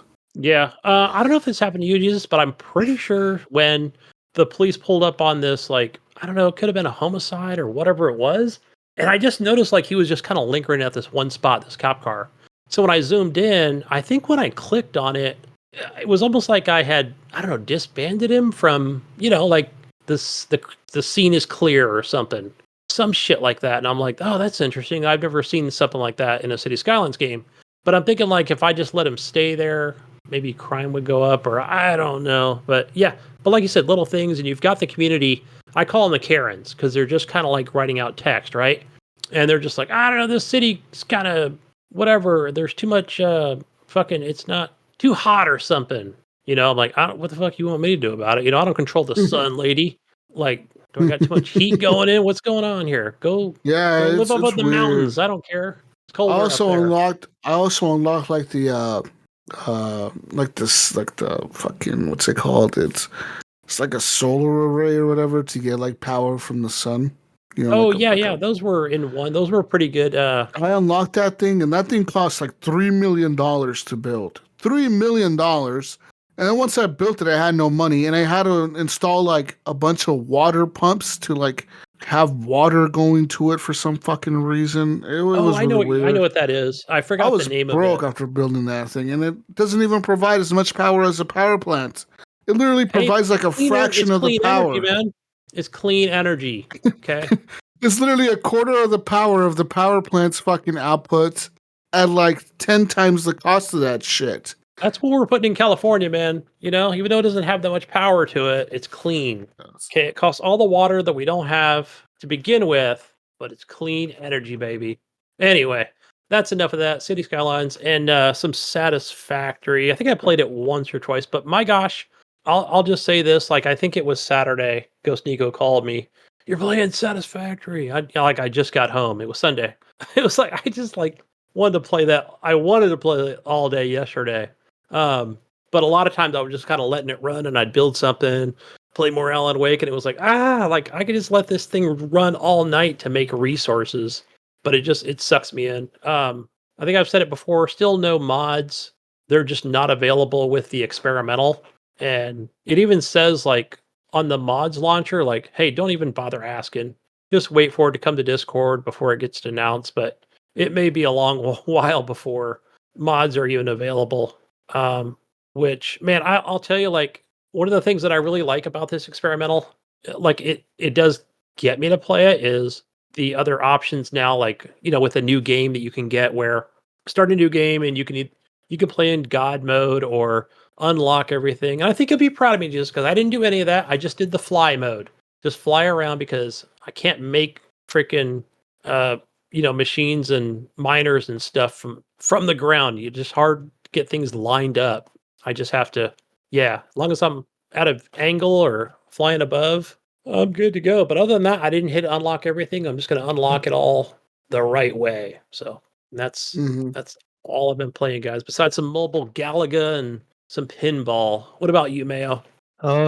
Really haven't played a whole lot besides Spider-Man. Jesus, I went ahead and ground through that the rest of the week, and I pretty much did what you did. I pretty much just beeline through the main campaign. Okay. And then I did finish the campaign, so I did play it late last night. I felt like I was getting really close. And like you said, the game, like when you feel like you're at the end, it goes a little bit longer. You're like, okay, you have this whole little thing, like I looked it up, I stopped. I'm like, man, I feel like I'm getting really close. It was getting late at night. I'm like, do I want to keep playing? I feel like I'm getting close. And I pulled up like a walkthrough like on like IGN, and I had like 4 more missions left. So I went ahead and called it for the night, and I went back to it the next night and finished it off. But it was a good game. I enjoyed the story. A couple of those last boss fights at the end there were pretty interesting, and they were pretty difficult.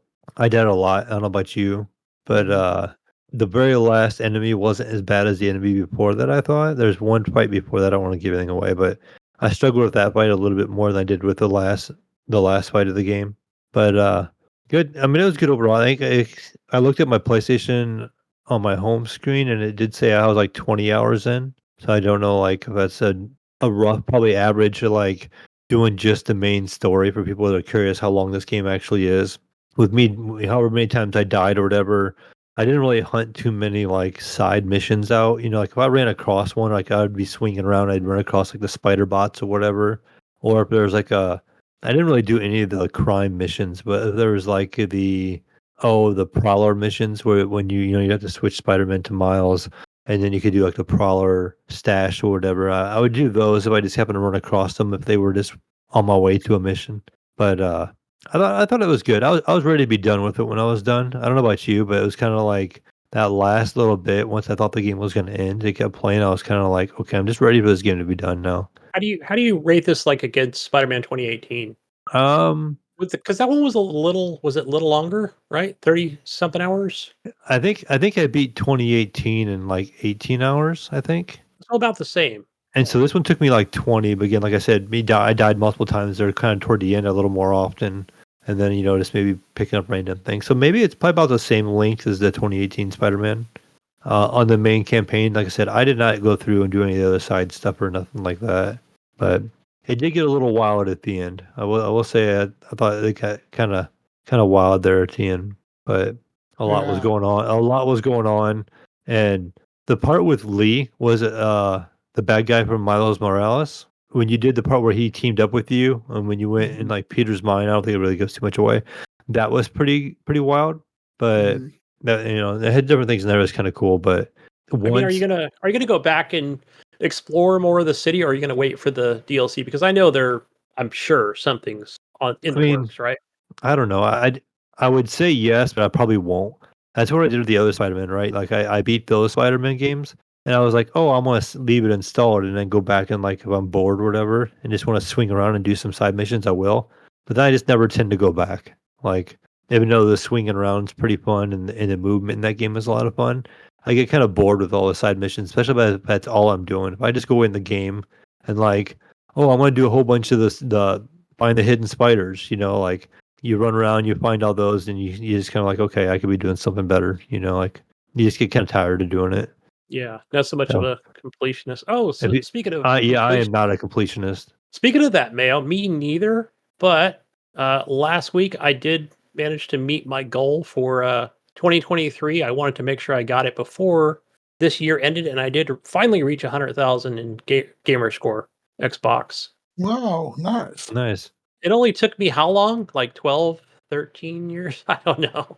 I don't know how long I've had whatever I got. I think it was like my second Xbox 360 before I finally stayed into that same, kind of profile / email.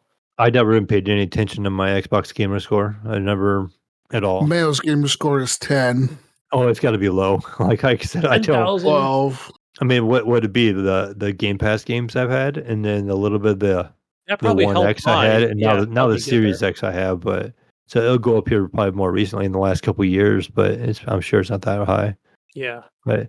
And I did go back to a little bit of Forza Motorsport, still playing around with that a little bit, just kind of jump in. And that's one of those games that's like I just sit like in a mood. I want to get on and do a couple of races, go in there, do a couple of races, and I get back out. I don't stay in it. I don't do any long gaming sessions or anything like that. Not like the Spider-Man this week was like a couple long days. It was, a couple of days where I'd sit down, I had some time, and I put like 3 or 4 hours in at a time, and just kind of go through it. And like I said, it got really good. And then I was like, okay, now I feel like I want to play this. So I kind of put Mario to the side for a second. I am gonna hop back on that probably this week and finish that up. I am really close to the end of Mario Wonder, and I definitely want to finish that one. My boy wasn't over this weekend, so him and I've been playing it multiplayer. So I could go with my single player campaign on that too, but I just kind of waited. So I'll pick that up this weekend now that I finished Spider-Man the campaign. I'll go ahead and finish the campaign of Mario Wonder, and then probably jump into Alan Wake a lot harder from there. I'm on the fence right now too about buying Baldur's Gate 3. It's a game of the year contender, is it Yeah, not? that Oh my that's the gosh. reason I Yeah, want to pick it up. that Like, is one game where I've only like played it like in 3 different sessions, Mayo.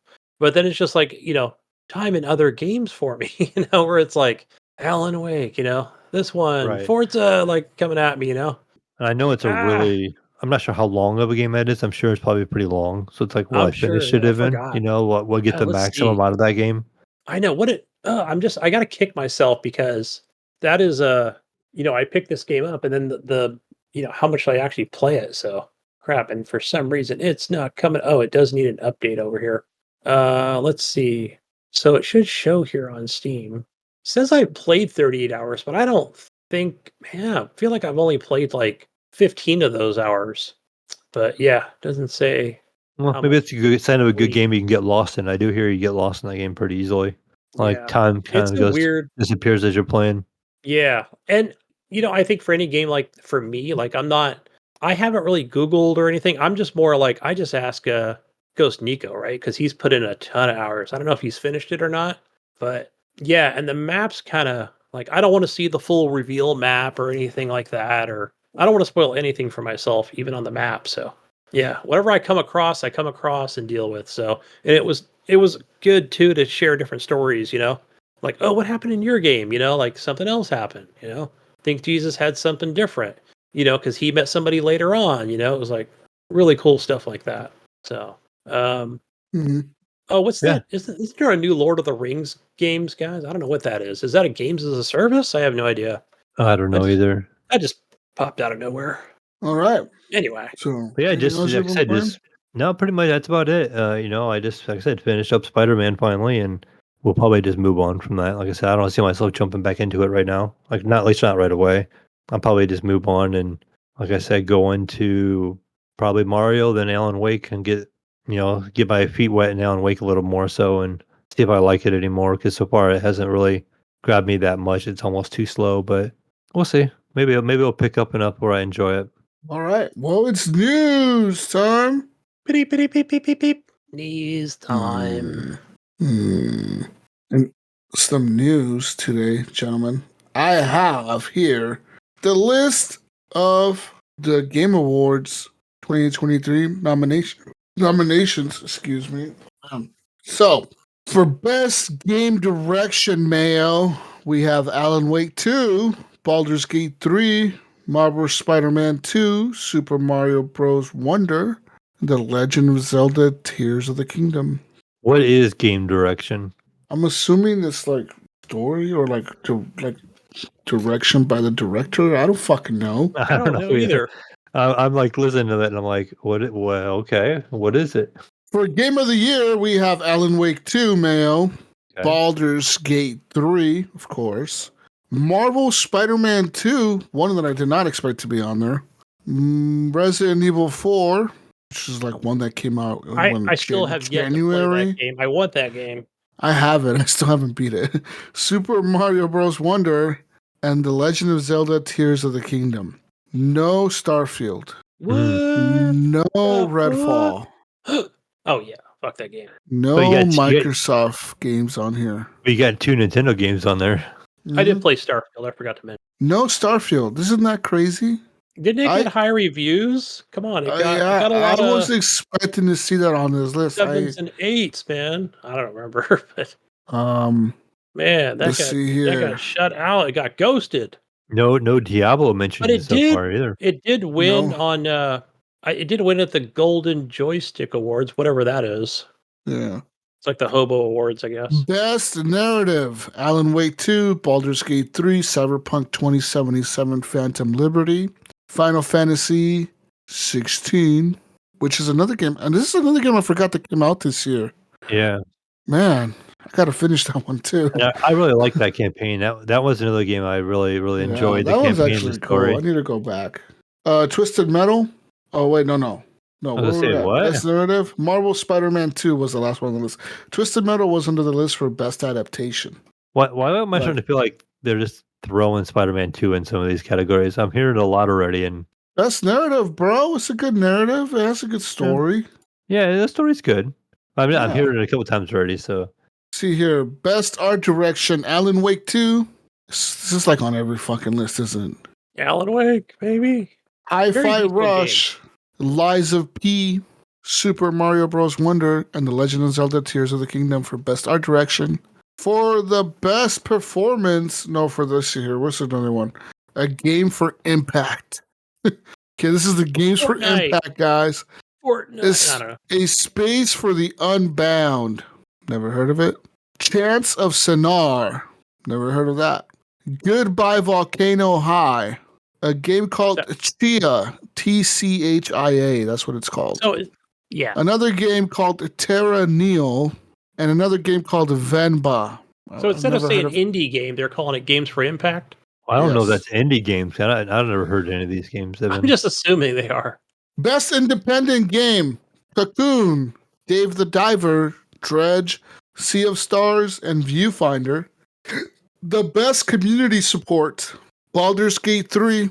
Cyberpunk 2077, Destiny 2, Final Fantasy 14, No Man's Sky. Okay. What category was that? Out of nowhere. That was best community support. For, let's see here, best VR AR game, we have Gran Turismo 7, a game called Humanity, Horizon Call of the Mountain, Resident Evil Village, and Synapse. I was waiting for that Resident Evil Village to come in there. Yep. I think almost most of those were on the PlayStation VR. Yeah. Best action games, Armored Core 6, Fires of Rubicon, Dead Island 2, Ghost Runner 2, Hi-Fi Rush, and Remnant 2. I'm surprised Spider-Man's not in there. Best action. No, hold on. Best action adventure. That was just best action. This is best action adventure game. Gotta have adventure in there. Alan Wake 2, Marvel Spider-Man 2, Resident Evil 4, Star Wars Jedi Survivor, and The Legend of Zelda Tears of the Kingdom. Here we go. For best RPG, we have Baldur's Gate 3, Final Fantasy 16, Lies of P, Sea of Stars, and Starfield. Finally, Starfield gets in there. Finally, Starfield gets a nomination. Yeah. It got a nomination, Gunny. It's in there. It's got some tough competition. I don't know. That Jeff Keighley, that Keighley guy, he's a Sony pony. I don't know. I think Baldur's Gate 3 might take that best RPG, man. I don't know. Yeah. Final Fantasy 2. I mean, no, I think Baldur's Gate even did better than Final Fantasy. I mean, it's just the choices in Baldur's Gate 3 can literally change the whole game for you. You know, like you could just kill people and the game doesn't stop you from killing like important fucking people. It just lets you do whatever. Like it's not stopping you, man. You could do it. Best multiplayer presented by Discord. Baldur's Gate 3, Diablo 4, Party Animals, Street Fighter 6, and Super Mario Bros. Wonder. That's kind of surprised to hear Mario Brothers in that one. I haven't tried the multiplayer, but I wouldn't think it changed the game that much. Not when you're talking about. Well, is that include Diablo the co-op? 4? Like the couch co-op? Would that be grouped in like as multiplayer? Yeah, I don't know because I mean, couch co-op is pretty fun, but like I've done that, but there is an online mode. So there's something separate. Okay. Yeah, there's a separate online mode. So, but I have not tried that. All right. Well, there's other stuff here. There's a thing called Content Creator of the Year. Apparently, Iron Mouse is one of the nominated people. People Make Games, Quackity, Spreen, Cypher, PK. And yeah, Gunny, I mean, there's other categories, but the important ones we've covered. And let's move on now to some more news here. Look forward to December 7th. Grounded got its biggest update yet. Thanks. Shout out to Ghost Nico for providing that for Ryan, which Ryan, I'm sure he knew about that, but yeah. Grounded update. It pretty much doesn't I'm gonna read it off their website here. Let's see. Did I put the right link in there? I wasn't sure. No, you did not. Damn it. So they're excited to provide the new Grounded update here. It's called Make It and Break It update. They introduced a thing called Playgrounds. It's a new mode that allows you to create, share, and play a new Grounded experience with a new suite of tools and features. You can create your own boss battle arena, create an escape room with traps. Pretty much they're letting you create whatever you want. It says your playground has over 300 worlds props to use.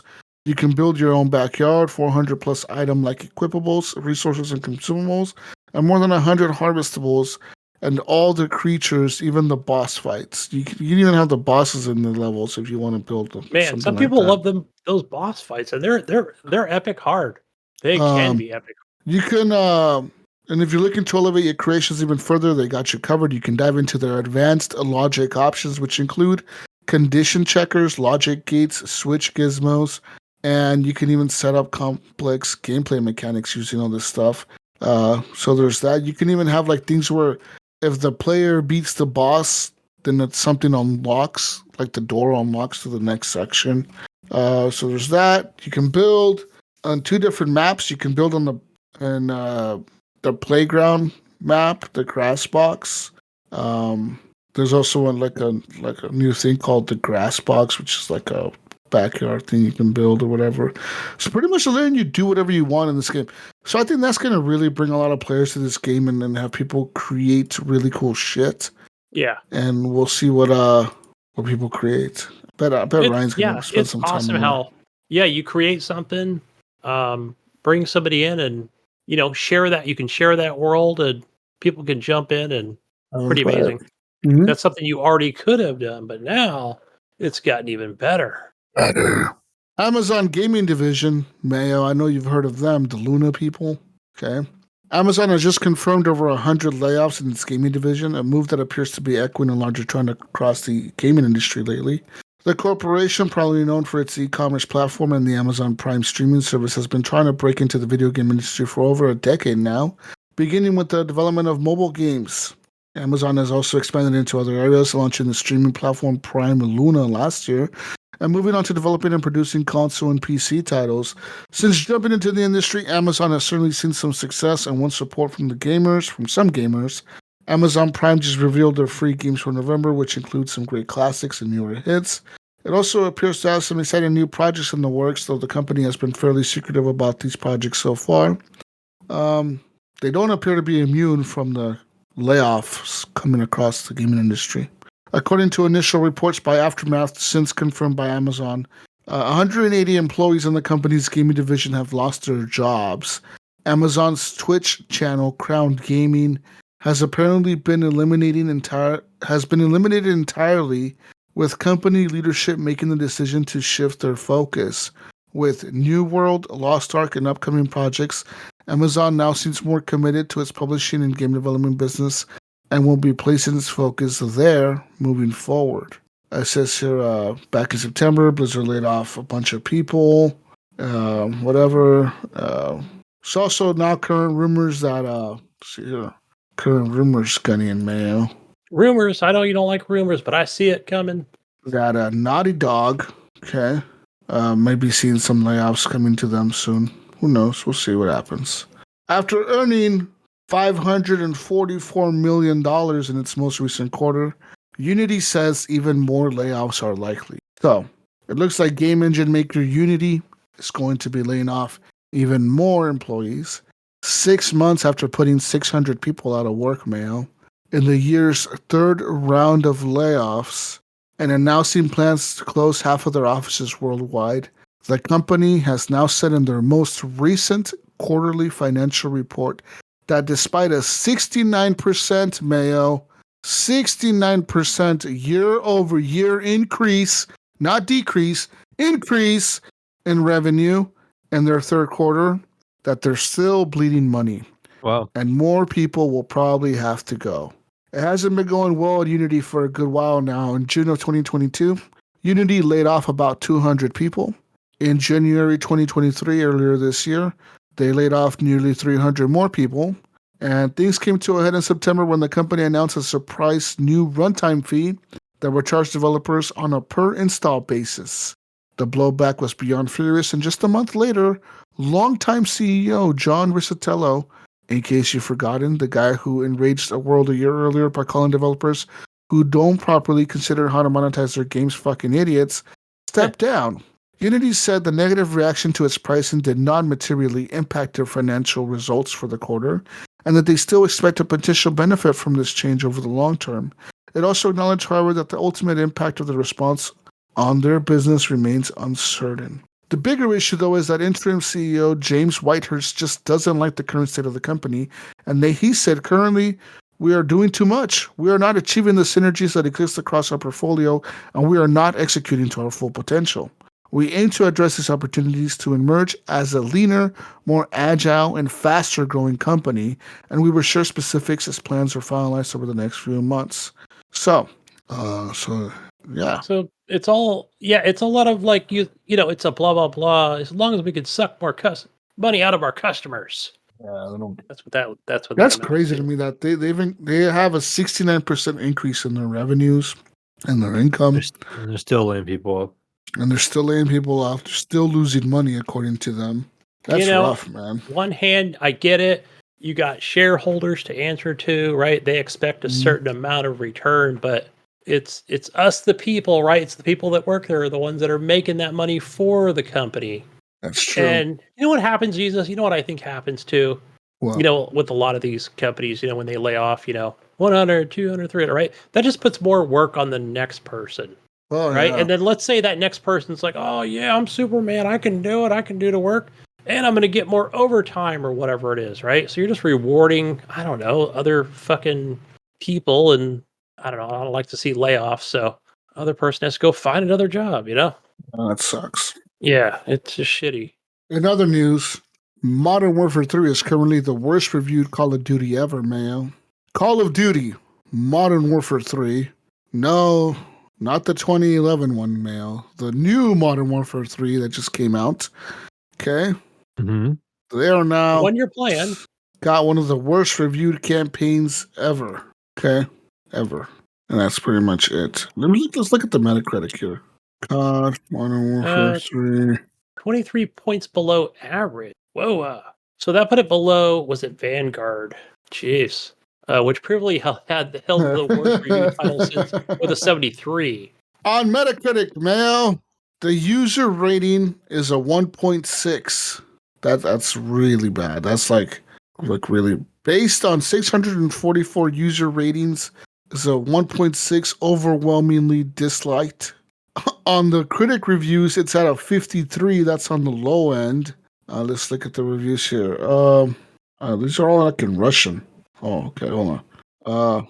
One guy says boring campaign, worst one I played worst one I played yet. Multiplayer is horrible as well. Graphics are poor and textures are not loading. No idea why I bought the Vault Edition. Waste of money. This game, first conceived as a very obvious DLC, has become a full-fledged game in a staggering act of corporate greed.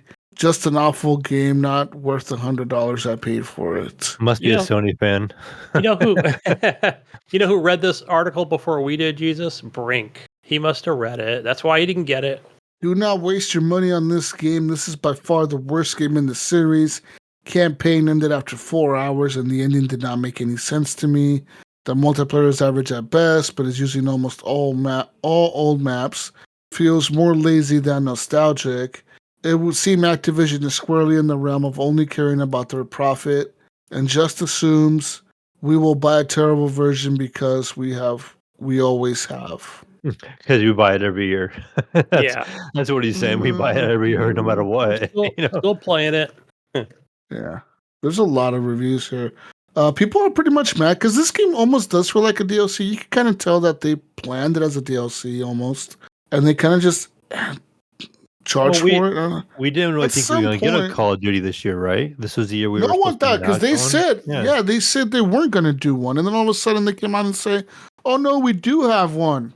And then, I think that's maybe that's some of it. I don't even think it was that long before they said no, then yes. Maybe people just assume it's a tacked on version now, just because by them thinking there wasn't going to be one and it's so short and everything, they're like, oh, they probably this is just some tacked on, no effort, so there's automatically. And usually they don't do usually they also don't do the same series back to back. They'll go from Call of Duty Modern Warfare to like a Black Ops or whatever, then they'll go back to Modern Warfare. You know what I mean? Like they usually don't do a back to back of the same type of game, they switch it up. Something else, like something else, like Treyarch or whatever, or a different studio, right? A different studio made the different one.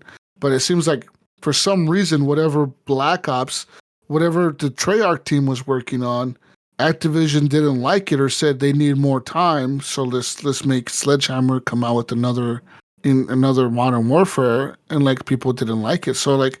Maybe they just fucked up and they just did their timing wrong. Maybe they should have called it another thing and they should have named it another thing and just made a different type of Call of Duty, like a random one, like just a random one. Like, fuck it, guys, we're calling this Operation Snake Call of Duty. We don't fucking know. Just Black throw Dogs. whatever in there. Operation Black Dogs. Or we don't fucking know. Call it whatever, man. Fucking... Make it about some terrorist somewhere in South America, and he's a terrorist that has a country full of terrorists, and then we just go and blow him up. Let's do it. It's America number one. Let's go. Put a bunch of Apache helicopters in it. Yeah, and a lot of missions. Yeah, put the big gunship, the one that flies around and shoots things. put that thing in there as a mission, and then we'll do a mission in space. Okay, we'll do a mission in space, and then we'll do a mission back on Earth, and then we'll call it good. And We'll charge some $70. multiplayer. Yep, people will buy it. And then we'll make a Vault Edition for $100, and people will buy that too because they don't care. Well, I mean, they just know people are going to buy it like sight they don't unseen. even care. You know? They don't even try. Yeah, they don't. Like they don't have to try anymore. They really don't have to. They don't have to advertise or nothing. They could just say it comes out this day, and people would buy it. Like you could do no ad, no anything. You just say Modern Warfare, blah blah blah, November 10th, and that sucker would sell. And you know what? This one, I honestly feel like this Modern Warfare wasn't advertised as heavy as like the other ones were. Like the 2019 one, when that thing was coming out, dude, there was like rap videos. Fucking Eminem was making fucking rap music to this shit. They had like music and fucking trailers like everywhere in the Super Bowl and all these titles. Like every fucking sport thing you saw Call of Duty. And like right now, you don't really see it. It's like, I think I've seen one with Eminem and the audio is the trailer for it, but that's about it. Like, yeah, I don't know. We'll see. Maybe they could turn it around, Mayo. Well, I'm thinking whatever. That'll be but remember that was PlayStation, right? So now it's in the court of Xbox. It's up to them, right? Ooh. I don't know. Is that right? Or is there one more has to come out? I have no idea what the contract says. Well, the next one will be on PlayStation. You think Xbox is stupid enough to pull it from PlayStation? No, I mean as far as like advertising rights for like what you talk about, no. Eminem, Next year, side of fucking city buses and billboards and. Well, right now this next PlayStation console, even the new console, the Slim, is coming out with the bundle with Modern Warfare 3. So I believe next year there's still got another year left on that contract at least. I think next year is when it ends. Next year is when the 10-year deal they had with Activision ends. So I mean after that the deal is done and they cannot. Like when you see a Call of Duty thing, you'll see an Xbox logo afterwards, like Microsoft or whatever. Well, wasn't it last week when we were talking about like how you're getting the random ad on your Xbox when you first powered it up or something like that? Wasn't that the Call of Duty? Oh, I did get that. You did get that one, yeah. I haven't gotten that yet. I have not yet, but yeah, I fired it up earlier this week. I got it, or was it last week? Something like that. So there's that. It tells me to buy it now.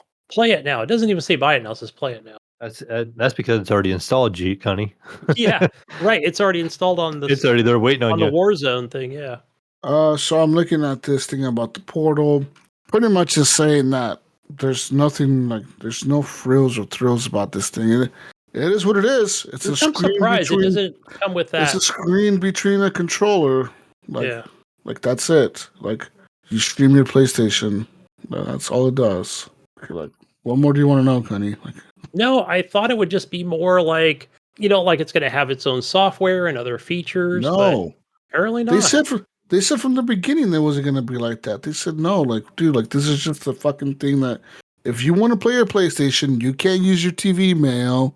Use this, and it doesn't play its own games. It's just off your PlayStation. That's all it is, and that's what they said it was. And I can't watch Netflix or Hulu or anything.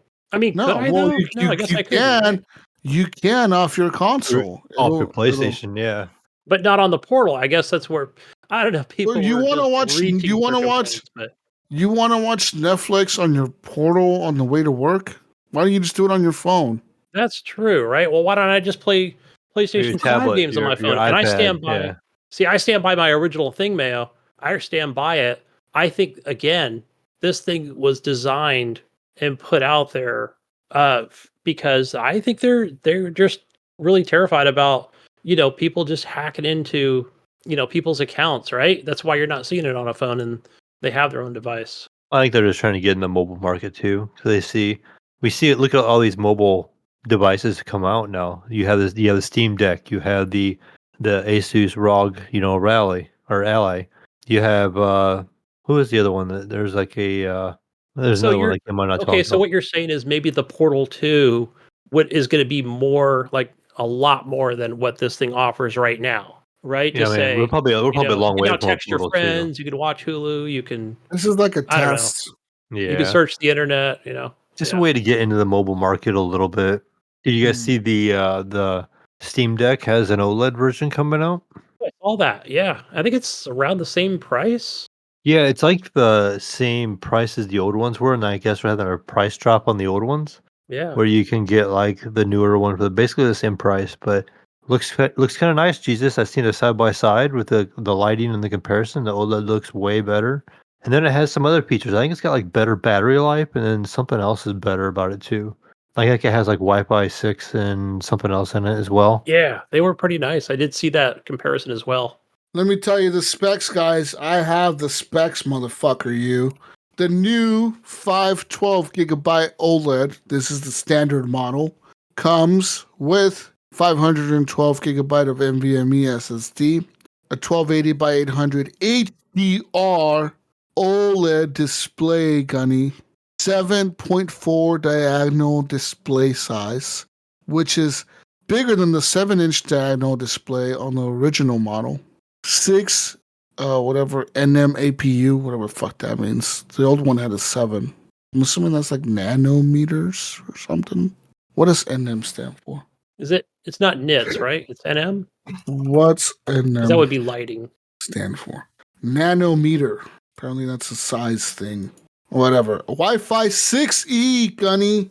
50 watt or 50 whatever watt HR battery with 3.5 hours of gameplay or 3 to 12 hours of gameplay, content dependent. A 45 watt power supply with a 2.5 meter cable. The old one only had a 1.5 meter cable, Mayo. Oh, there we They go. added a meter to this cable, one whole new meter. Okay. And then, yeah. You can also get a terabyte model for $649, which is $100 more. The old models have gone on sale, though. They are down to $399 right now for the 256 gig LCD one. Let me see. $399. Or, Mayo, you can get the 512 for $449 or the 64 Hobo Edition for $349, which is actually pretty cheap, $349. It's actually really nice. Like I have not really messed with my son's. He bought it and he Yeah. bought it the first day he bought it. I didn't really mess around with it, but it's actually a lot bigger and seems really nice than what I thought it would be. Like Yeah. comparison to my Switch, it's a lot bigger than my Switch actually. Like the whole unit with the controllers and all that built in. Like when I had the Joy-Cons on the Switch and everything, it's probably a good like probably 2 or 3 inches longer for sure than the Switch. Okay. And the Steam Deck, the It's docking pretty station lightweight as well. the dock has a price drop to $79. Yeah. If you need the dock, what you need the dock, right? I would think I would use the dock. We all knew this was going to happen. An OLED was going to come, but I did not expect it this fast. So there's that. I mean, I don't know, man. I kind of want one now. I say, are you interested in one, Jesus? What's your thoughts? I kind of am. I'm kind of interested in the OLED one. Maybe the Like I said, Hobo one. I was really surprised once I got my hands on one. Like the size of it and the quality of it. Like it does seem really nice. Like I said, I didn't really play any games on it, but I just kind of looked at it and just checked it out real quick. Yeah. And I think he has only the 256 gig one, but it seemed like it was really nice. Like I said, and he put you can always buy like the cards, right, and extend them. Yeah, so what he did, I actually had a free one from Micro Center. They sent me a thing. If you go to Micro Center once in a while, they send you pretty little emails, and they give me a free 128 gigabyte micro SD card, and that works on there instead of having to change the M.2 in it. So he just put that little 128 gig M.2 or micro SD card in it. So on top of the 250, he had another 128. So he's probably got like 400 gig, available. And that just works for him, you just micro SD is cheap too. Like you could buy those for like nothing nowadays. Micro Center has different sizes, really, really cheap. Like a it's 2 like their own terabyte brand. one. Yeah, so he could do that if you wanted to. You probably don't get the load times you would as an M.2, but it works. I mean, if you don't mind load times, or while you're on a portable handheld, then So yeah, three more days for you could order these new I don't want one, dude. I legit kind of want one. I'm not even on the bullshitting. 16th. well, here's what you do, Jesus. You get really good at CS:GO, get a whole bunch of CS:GO loot crates, Play it for 10 years straight. buy the keys. You have to pay a couple $2 per key. Unlock those, get some really good guns or knives, and then sell those knives, and then you can use your Steam credit for That's what my boy did. He played for a while, and he paid for his with his Yeah. the knives and stuff he had in his I kind of want his one, man. CS:GO. That would allow me to be able to access my library when I'm not home, as I'm not home a lot lately. It will it would let me access my library a lot easier than whatever. Unless I buy like a gaming laptop, which I guess I Then could. you can get the docking station as well and just play it on TV. Yeah. Could buy a PlayStation. Another news, gentlemen. More piece of news here for you. The PS5 Slim disk drive can be registered to multiple consoles. In his latest YouTube video, YouTuber Tronics Fix has tested the new Slim version of the PS5 and its ability to swap out its disk drive. In doing so, he's confirmed that a single detachable disk drive, right, the ones you can remove off the Slim console on the PS5, can be registered or paired with more than one PS5 console.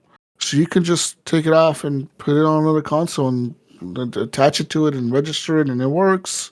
No need to buy multiple licenses for the disk drive, Gunny or Mayo. There's no need for that shit. You just buy one and use it. So if your PlayStation breaks, I guess you could just take out the disk drive and buy a new Slim, attach it. Or unless maybe your disk drive is the one that breaks and you just replace the disk drive. There you go. Just buy a couple of Slims without the disk drive, and then you can give it to your kids, and then you just take the buy only physical media, and then you can punish them and just take away the drive. Be like, no PlayStation for you, Or you could rotate it between kids, pop it off, put it on the other kid's PlayStation. Yep. In other news, Mayo and Gunny, probably some of the biggest news that came out this week. Rockstar delivered a message. So this literally came out hours after Jason Schreier posted on Bloomberg that next month Rockstar was getting ready to announce the GTA 6 and drop a trailer. And literally 5 hours later, Rockstar released this message. So this is a message from Rockstar, November 8, 2023. Says, next month marks the 25th anniversary of Rockstar Games. Thanks to the incredible support of the players worldwide, we have the opportunity to create the games we are truly passionate about. Without you, none of this would be possible, and we are so grateful to all of you for sharing this journey with us. In 1998, Rockstar Games was founded on the idea that video games could come to be as essential to culture as any other form of entertainment, and we hope that we have created the games you love in our efforts to be a part of that evolution. We're excited to let you know that in early December, we will release the first trailer for the next Grand Theft Auto. We look forward to many more years of sharing these experiences with all of you. Thank you. And it was written by Sam Hauser, which is one of the founders of Rockstar Games. And I believe he's a CEO and whatever, the boss over there. The other boss left, right? The other guy left. I'm not sure. There was him and there was another guy. And I think the other guy just said, I'm done. I'm going to take my Rockstar money and go live on a yacht somewhere. Go hang out with Notch in his candy mansion or whatever. Because that's all they do. Yeah. So there's that, man. Are you excited for the next GTA? I believe it's coming out next year. Yeah, I think it's been a minute, right? We've had regular GTA 5 for a very long time. GTA 5 came out in 2013. Yeah, I was gonna say it's the beginning of the last console era, right? 10 years, yeah. 10 years. It's been 10 years. So, yeah. So, new GTA trailer. I'm assuming it's going to drop at the Game Awards because that's where they probably plan to do it. When is the Game Awards? I wonder. The Game Awards. November. Do you think they're going to drop it on their anniversary, or do you think they're going to actually wait until the Game Awards? Because that's probably before the anniversary, right? I think it's going to be the thing at the end of the Game Awards where Jeff Keighley's like, oh, wait, guys, we have one more thing. And then they'll be like, what's this? And then the music will start playing, and then you'll see the Rockstar logo pop up, and then you'll see the trailer start playing. I guarantee that's going to happen almost. December 7th at the Peacock Theater in Los Angeles. 24 days until the live show, Mayo. Okay. You can vote right now for the nominees, Mayo. You can vote. Vote now. Yeah. Start voting. You must sign in to vote for all this shit. You can vote for Game of the Year, all this shit. And speaking of that, Xbox has made a Willy Wonka themed controller. Xbox just announced a new version of their most famous gaming peripherals, the controller. This is a partnership with Warner Brothers to celebrate a movie. So that's right. This is 100% chocolate, Mayo. It is a replica Xbox controller. Okay. It is 100% chocolate and it's wrapped in a gold wrapper. Okay. This is going to be in partnership with the new Charlie and the Chocolate Factory. Okay. To win an Xbox of chocolates, or so the Xbox release calls it, fans have to enter a sweepstakes. Require the following. You have to follow Xbox on the X, which is Twitter, and retweet the announcing the whatever the fuck they fucking post. It runs from November 13th to December 14th. You don't just win a chocolate controller, Mail. You also get 5 other chocolate truffles, each themed to Xbox achievement hunting, button masher, your citrus sidekick, extra kick, and Wonka for the win. And you can also potentially win a replica Xbox Series X that appears to be made out of chocolate, but is actually an actual Xbox Series X. So there's that. The console looks kind of like, I don't know, it looks pretty fucking plain. I mean, it looks like an Xbox that has Wonka on the front, and it looks like a chocolate bar. I mean, the shit is rectangles, so like I guess it makes sense, but like I don't know, like whatever. In other news, while Take-Two is riding high on their announcement that a GTA 6 trailer is coming, Mayo. Okay, Take-Two is the publisher of Rockstar Games. Its CEO has some interesting ideas on how much video games could cost. Okay. This is, of course, Strauss Selnick, who was paid $42.1 million this year, Mayo. He told investors recently what he views as his pricing philosophy for video games.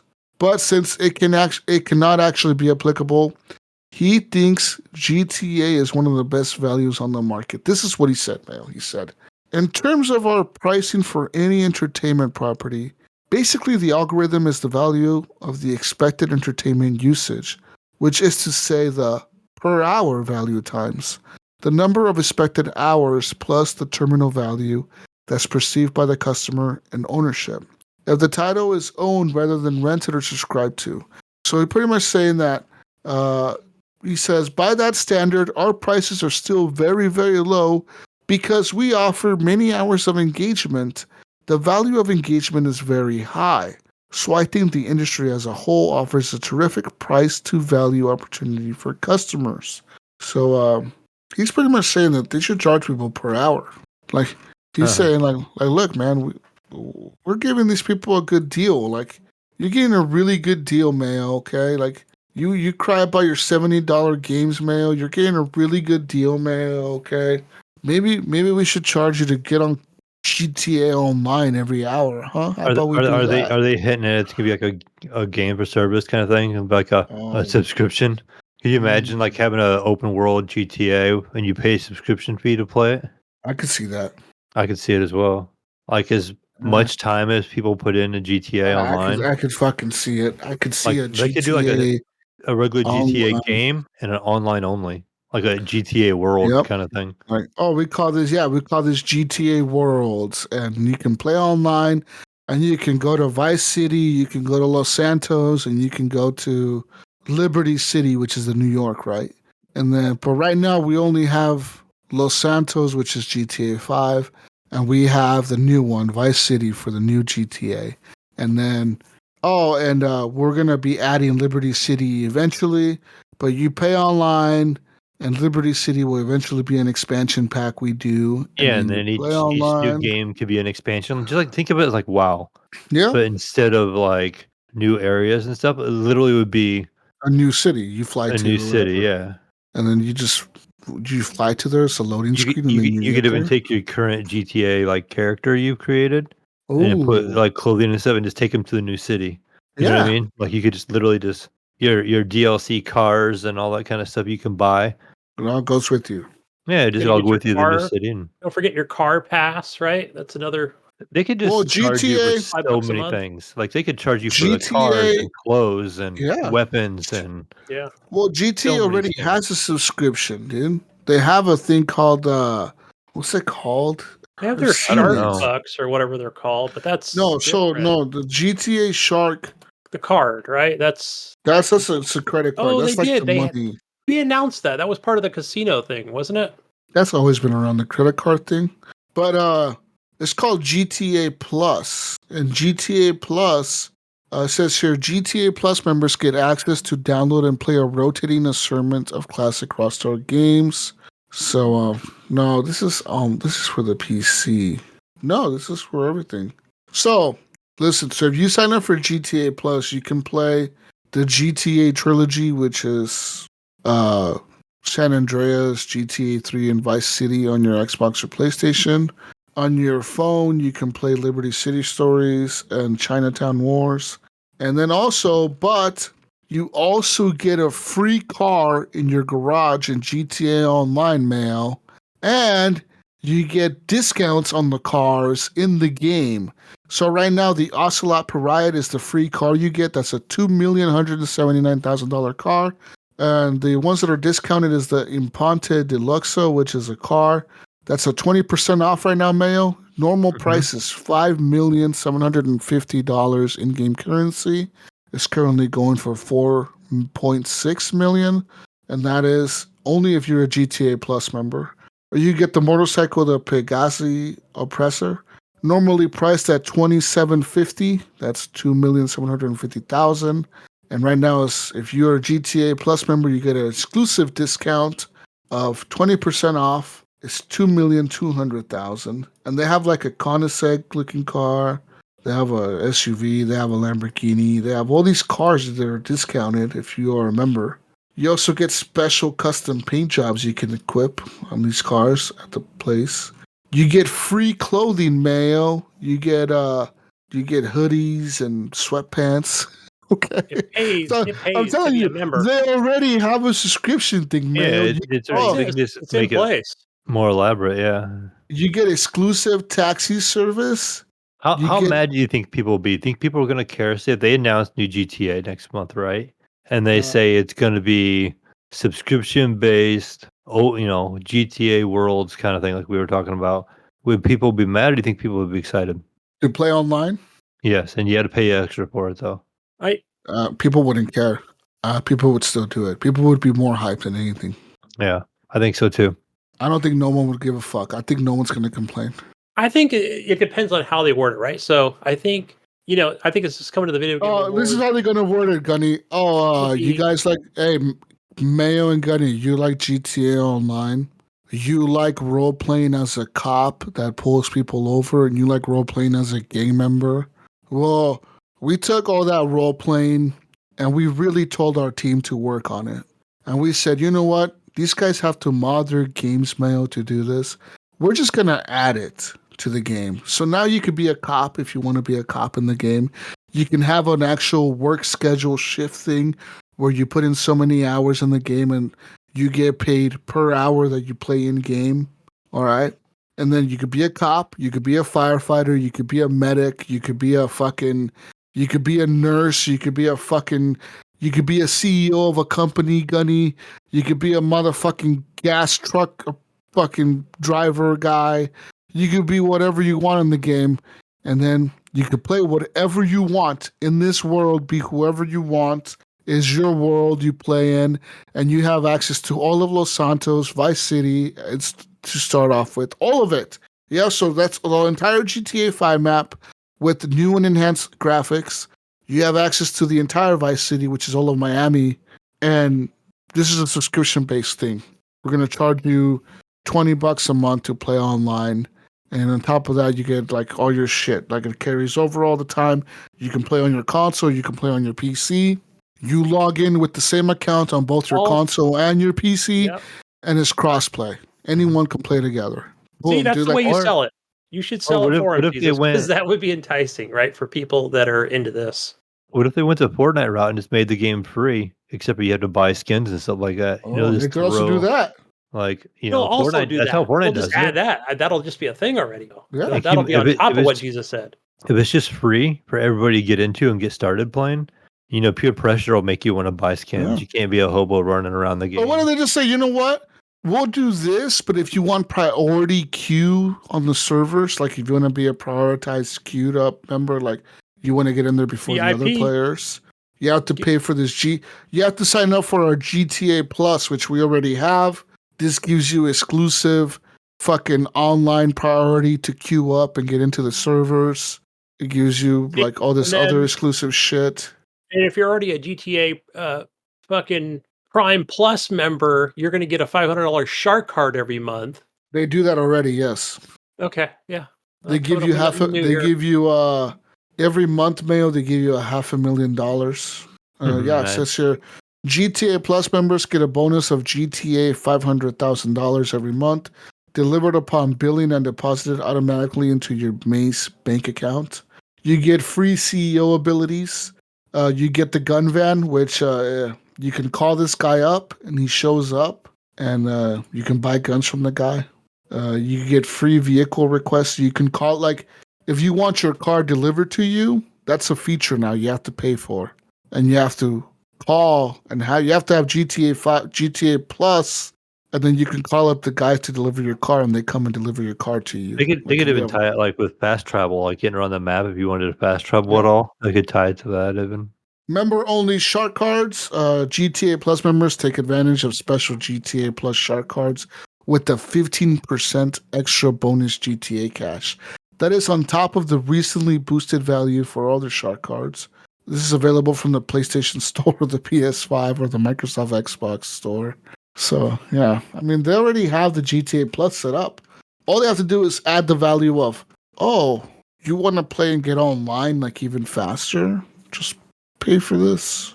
How much is GTA Plus, you may ask, Mayo? Let's look that up. On the Xbox, $5 a month. I don't know. it is $5.99 a month. Oh, wow. Well, we were halfway in the middle. Close, yeah. Yep. Yeah.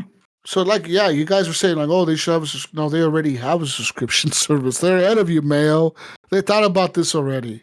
Now all they need is a fucking whatever service, like a new Yeah, service. an online service of some sorts. Yeah. They need the new online. Yeah. GTA 6 though, man. Like, I'm hyped. I'm excited to see You know what I'm they looking do. forward to?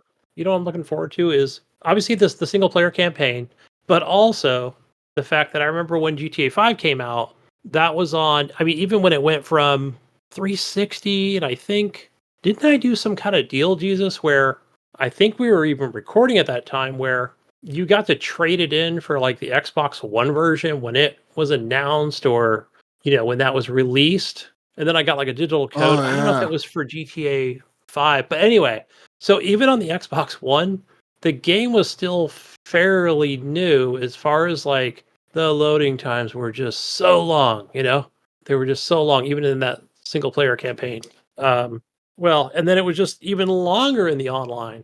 I was like, okay, yeah, I want a race. Okay, let's go to a race. And then it feels like you had to wait like 5 minutes for everybody to load up. What I'm excited to see is all the RPG role playing stuff they have for the communities, for like the 5M community and all that shit they have, like all those role playing servers they have. It's big. It's big. I want to see that.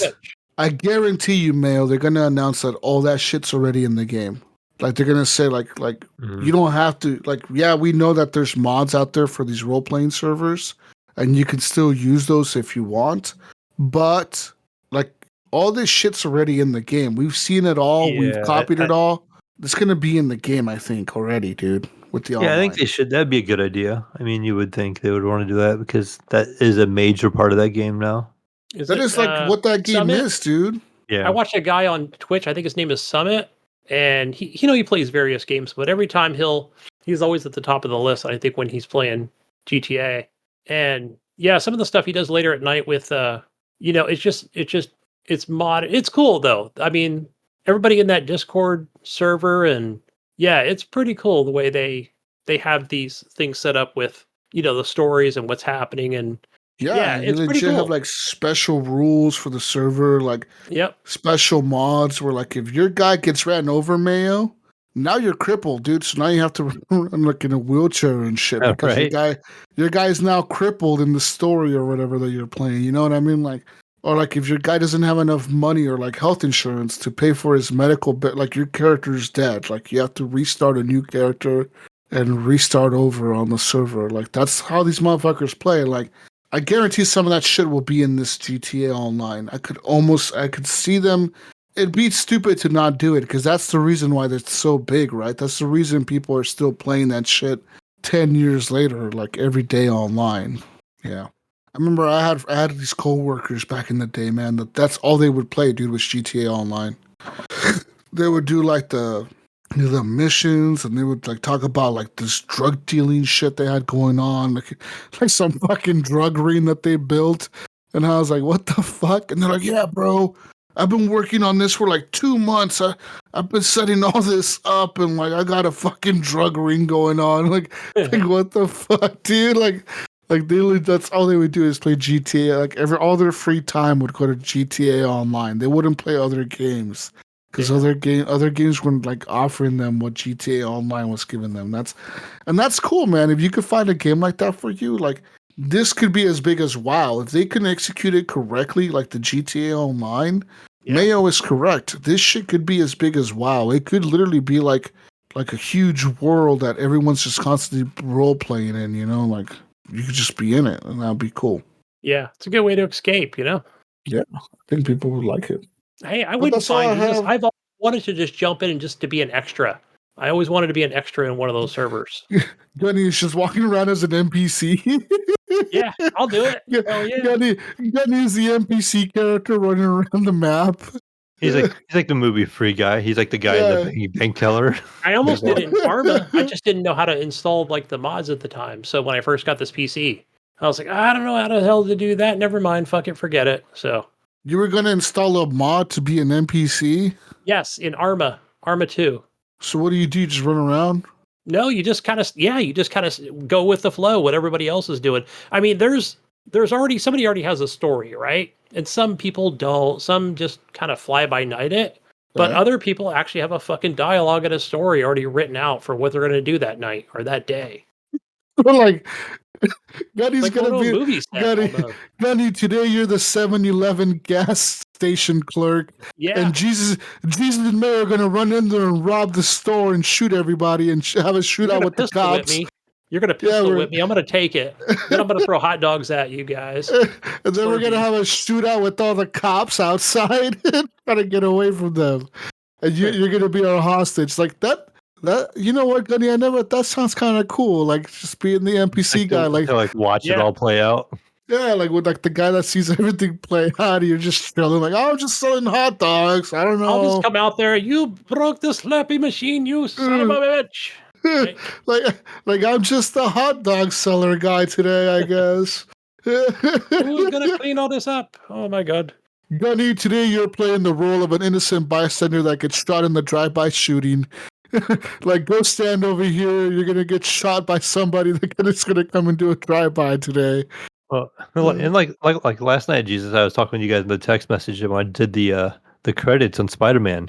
They listed credits for everything, and it said like fit women walking with headphones credited to this person.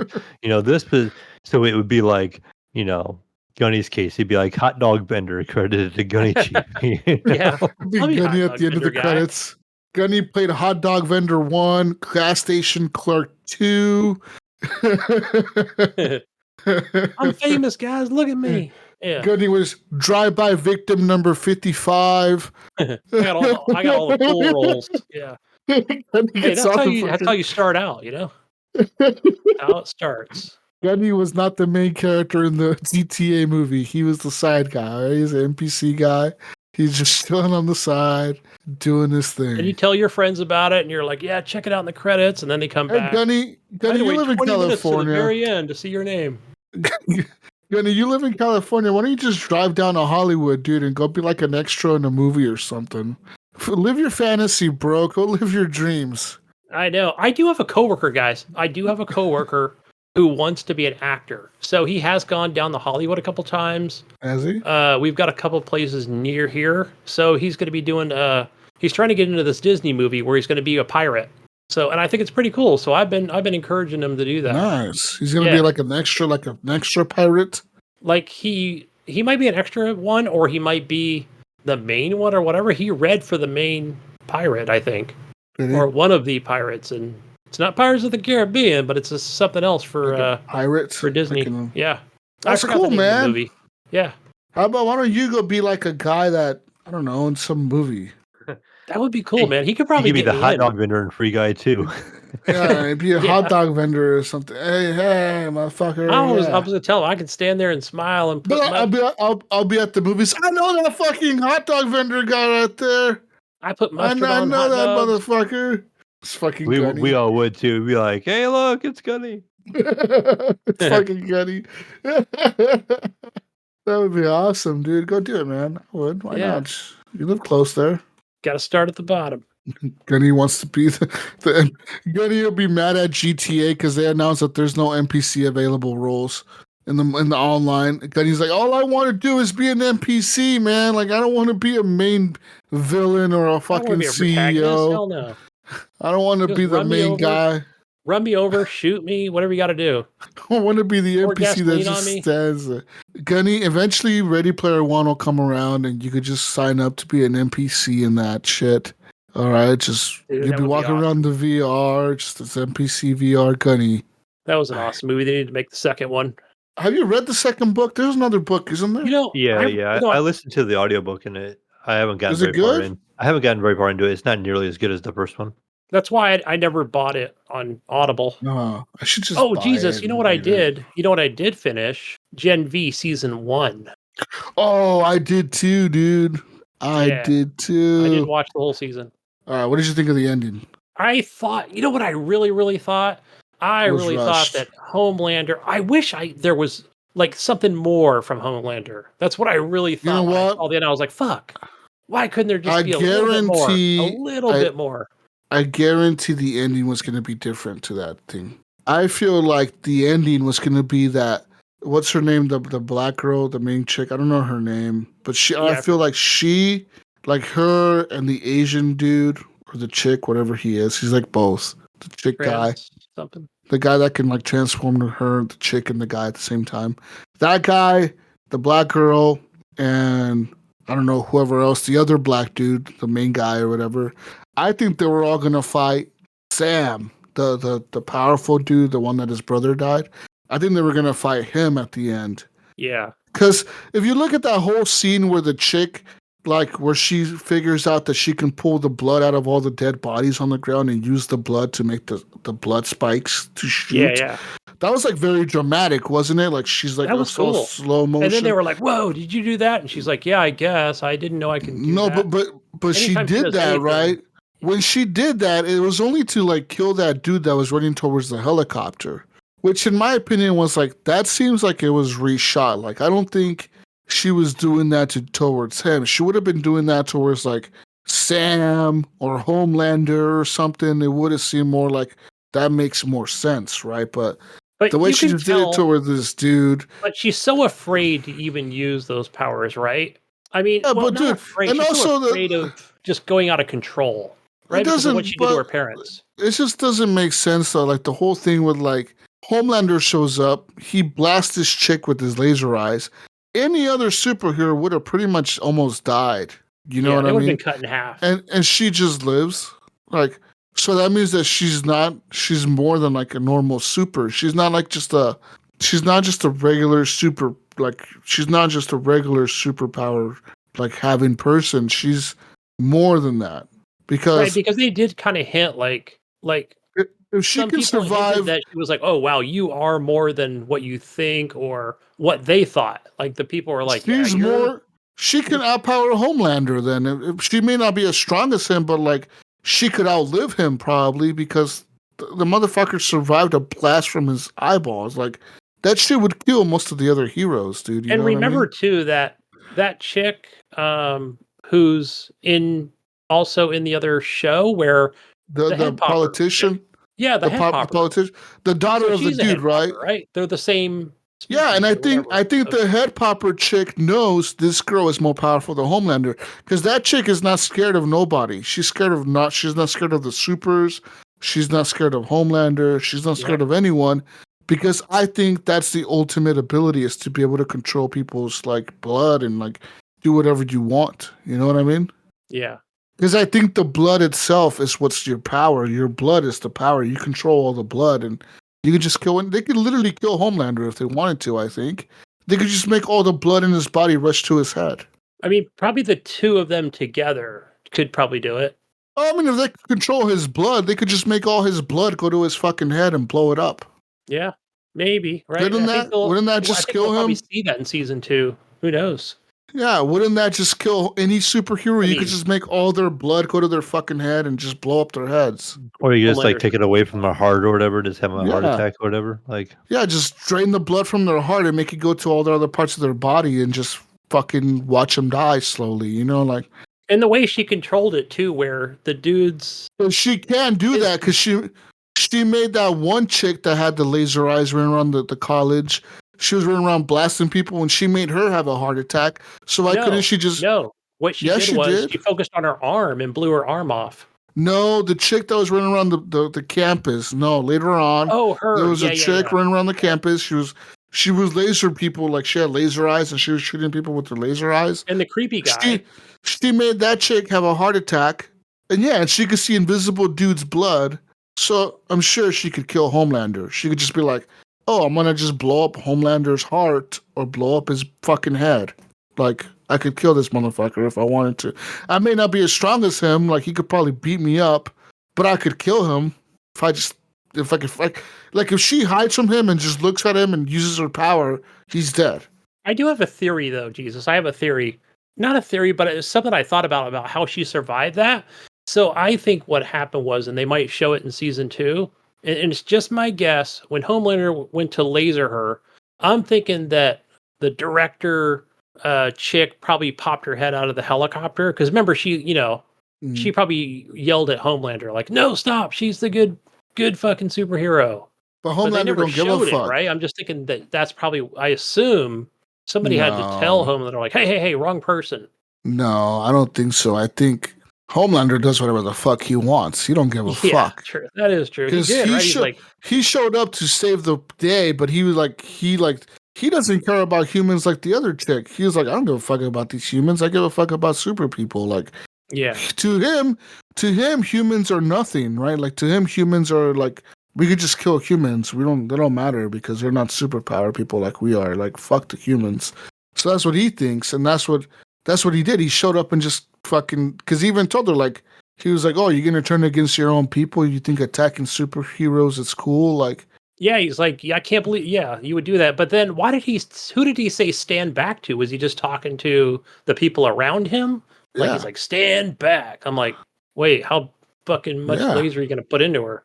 That's what I'm saying. Like, I don't know, man. I'm excited to see what happens. Did you see like the extra credit scenes or whatever? Like the scenes after the credits? Oh, there was something after, and I forgot what it was. Oh, yeah, just when they woke up in that room with no windows or doors. But did you see the one after that? I don't think so. So there's another one right after that where it shows somebody walking through like the facility where all the kids were locked up. Oh, in the prison. Yeah. Okay, yep. And that was Butcher. Butcher, yep. And he's like, you fucking cunts or something like that. He's like, these fucking I don't know what he cunts. says, but yeah. No, he's like, these fucking cunts or something like that. Yeah, and then he fucking cuts out. But I guarantee, and probably in the new season, he's probably going to try to find these kids, right? And be like, who really were the people that were defending the campus? Because these kids have superpowers and they could help me fight Homelander. You know what I mean? Yeah. But yeah, man, I want to see what happens in the new Boys season. Hell yeah. I can't wait for that either. Because the new season is the last one, dude. I think. Oh no. So was that season? No, they said season 5 is confirmed. They said this next season will not be the last one. Originally, that was the rumor that it was the last season, but apparently the new season will not. The showrunner said, no, we don't plan to have this season be the last one. Which, fuck yeah, I'm all for it, man. Give me more seasons of The Boys. I want to see some more crazy shit go on. Like Yeah, and I know with that that show show, is nuts. yeah, it got And that better and better each episode as it went on. yeah. Because I was at first, I'm like, all right, where's the story stuff going? Where's it happening? But it was like the different kids in the college itself. Yeah. The college story was cool too. The Gen V, that story was cool. And I wonder if I'm assuming they'll do a second season, right, to see what happens to the kids. Like, Oh yeah, definitely. well, like I want to know, like I said, if Butcher and Homelander, because what they said was that the events that took place in Gen V or whatever in this college show is based like a week or a month before the new season of The Boys. Like so the new season of The Boys is going to start, and that's going to be like a week after these things happen at this college. Nice. So it's same universe, same time. Same universe, same time. So I wonder, like, are the shows going to like cross now, or like the characters from Gen V going to be in this Boys Ooh, that's a good now? point. Yeah. And they're just going to not have the V show anymore? Was that like a side show to like introduce these characters into this show, you know? Because I would think the college is kind of done at this point. Yeah, the college seems to be done at this point, right? Like Because they can't, you figure they can't race anybody's mind anymore, or enough people, since there was just fucking. Well, if you saw the broadcast at the end of the show, like the news broadcast, it showed the wrong kids as like the terrorists and the other kids as the saviors. So obviously that Sam dude and that chick that controls people's like brains, they survived. Yeah. Right? The one that got her hand blown up. But yeah, man, I'm excited. I love that show. I fucking love The Boys and the Gen V and all that shit. What about that Immortals? Was that the cartoon version, animated? Well, yeah, I watched that one too. That one was cool. The new one's out, but I haven't watched it. Thought at first, whatever episode or a couple episodes were good. Yeah. Yeah. But watch The Boys, man. What season are you on? I haven't watched on The Boys. I think I only watched the first season. Maybe the second. There's Bro, you gotta 3? watch that show. There's like 3 now, yeah. Yeah. I remember watching like the first season. I think what was the second season? Was it where Homelander had the child That chick. and that he chick like shows pushed him up. off? Yeah, and he like pushed him off the top of the house or whatever. That was pretty brutal. I did not expect that at all. Wasn't that the beginning of like the second season? Yeah, Well, maybe the that end. shocked me. That shocked me. I was like, even though he was like a superhero boy, but still shocked me. That's right around when I quit watching because I remember he was like, "Oh, he needs to learn how to use his powers or something." And he like pushes him off the roof or something.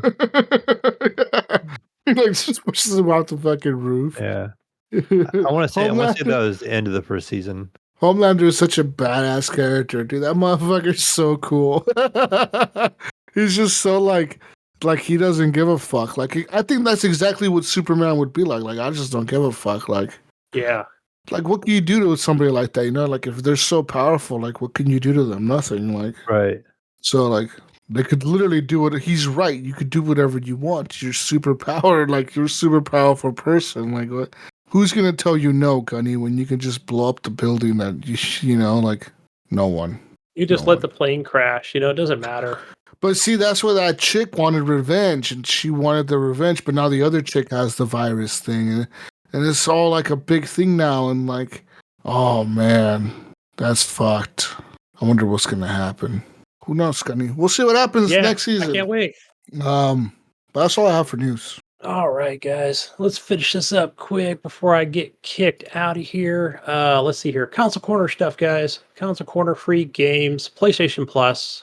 You will get for November Mafia 2, the definitive edition. I think that was my favorite, Mafia 2. Mm-hmm. And Dragon Ball The Breakers. Have not played a Dragon Ball game. And also Aliens Fire Team Elite. Do own that game. Have not played enough of it. But if you like shooting aliens, that one's for you. It's more of a corridor shooter. But I think it's 3 or 4 players. But yeah, there's that. Moving over to the Xbox, I always like to include the Game Pass stuff.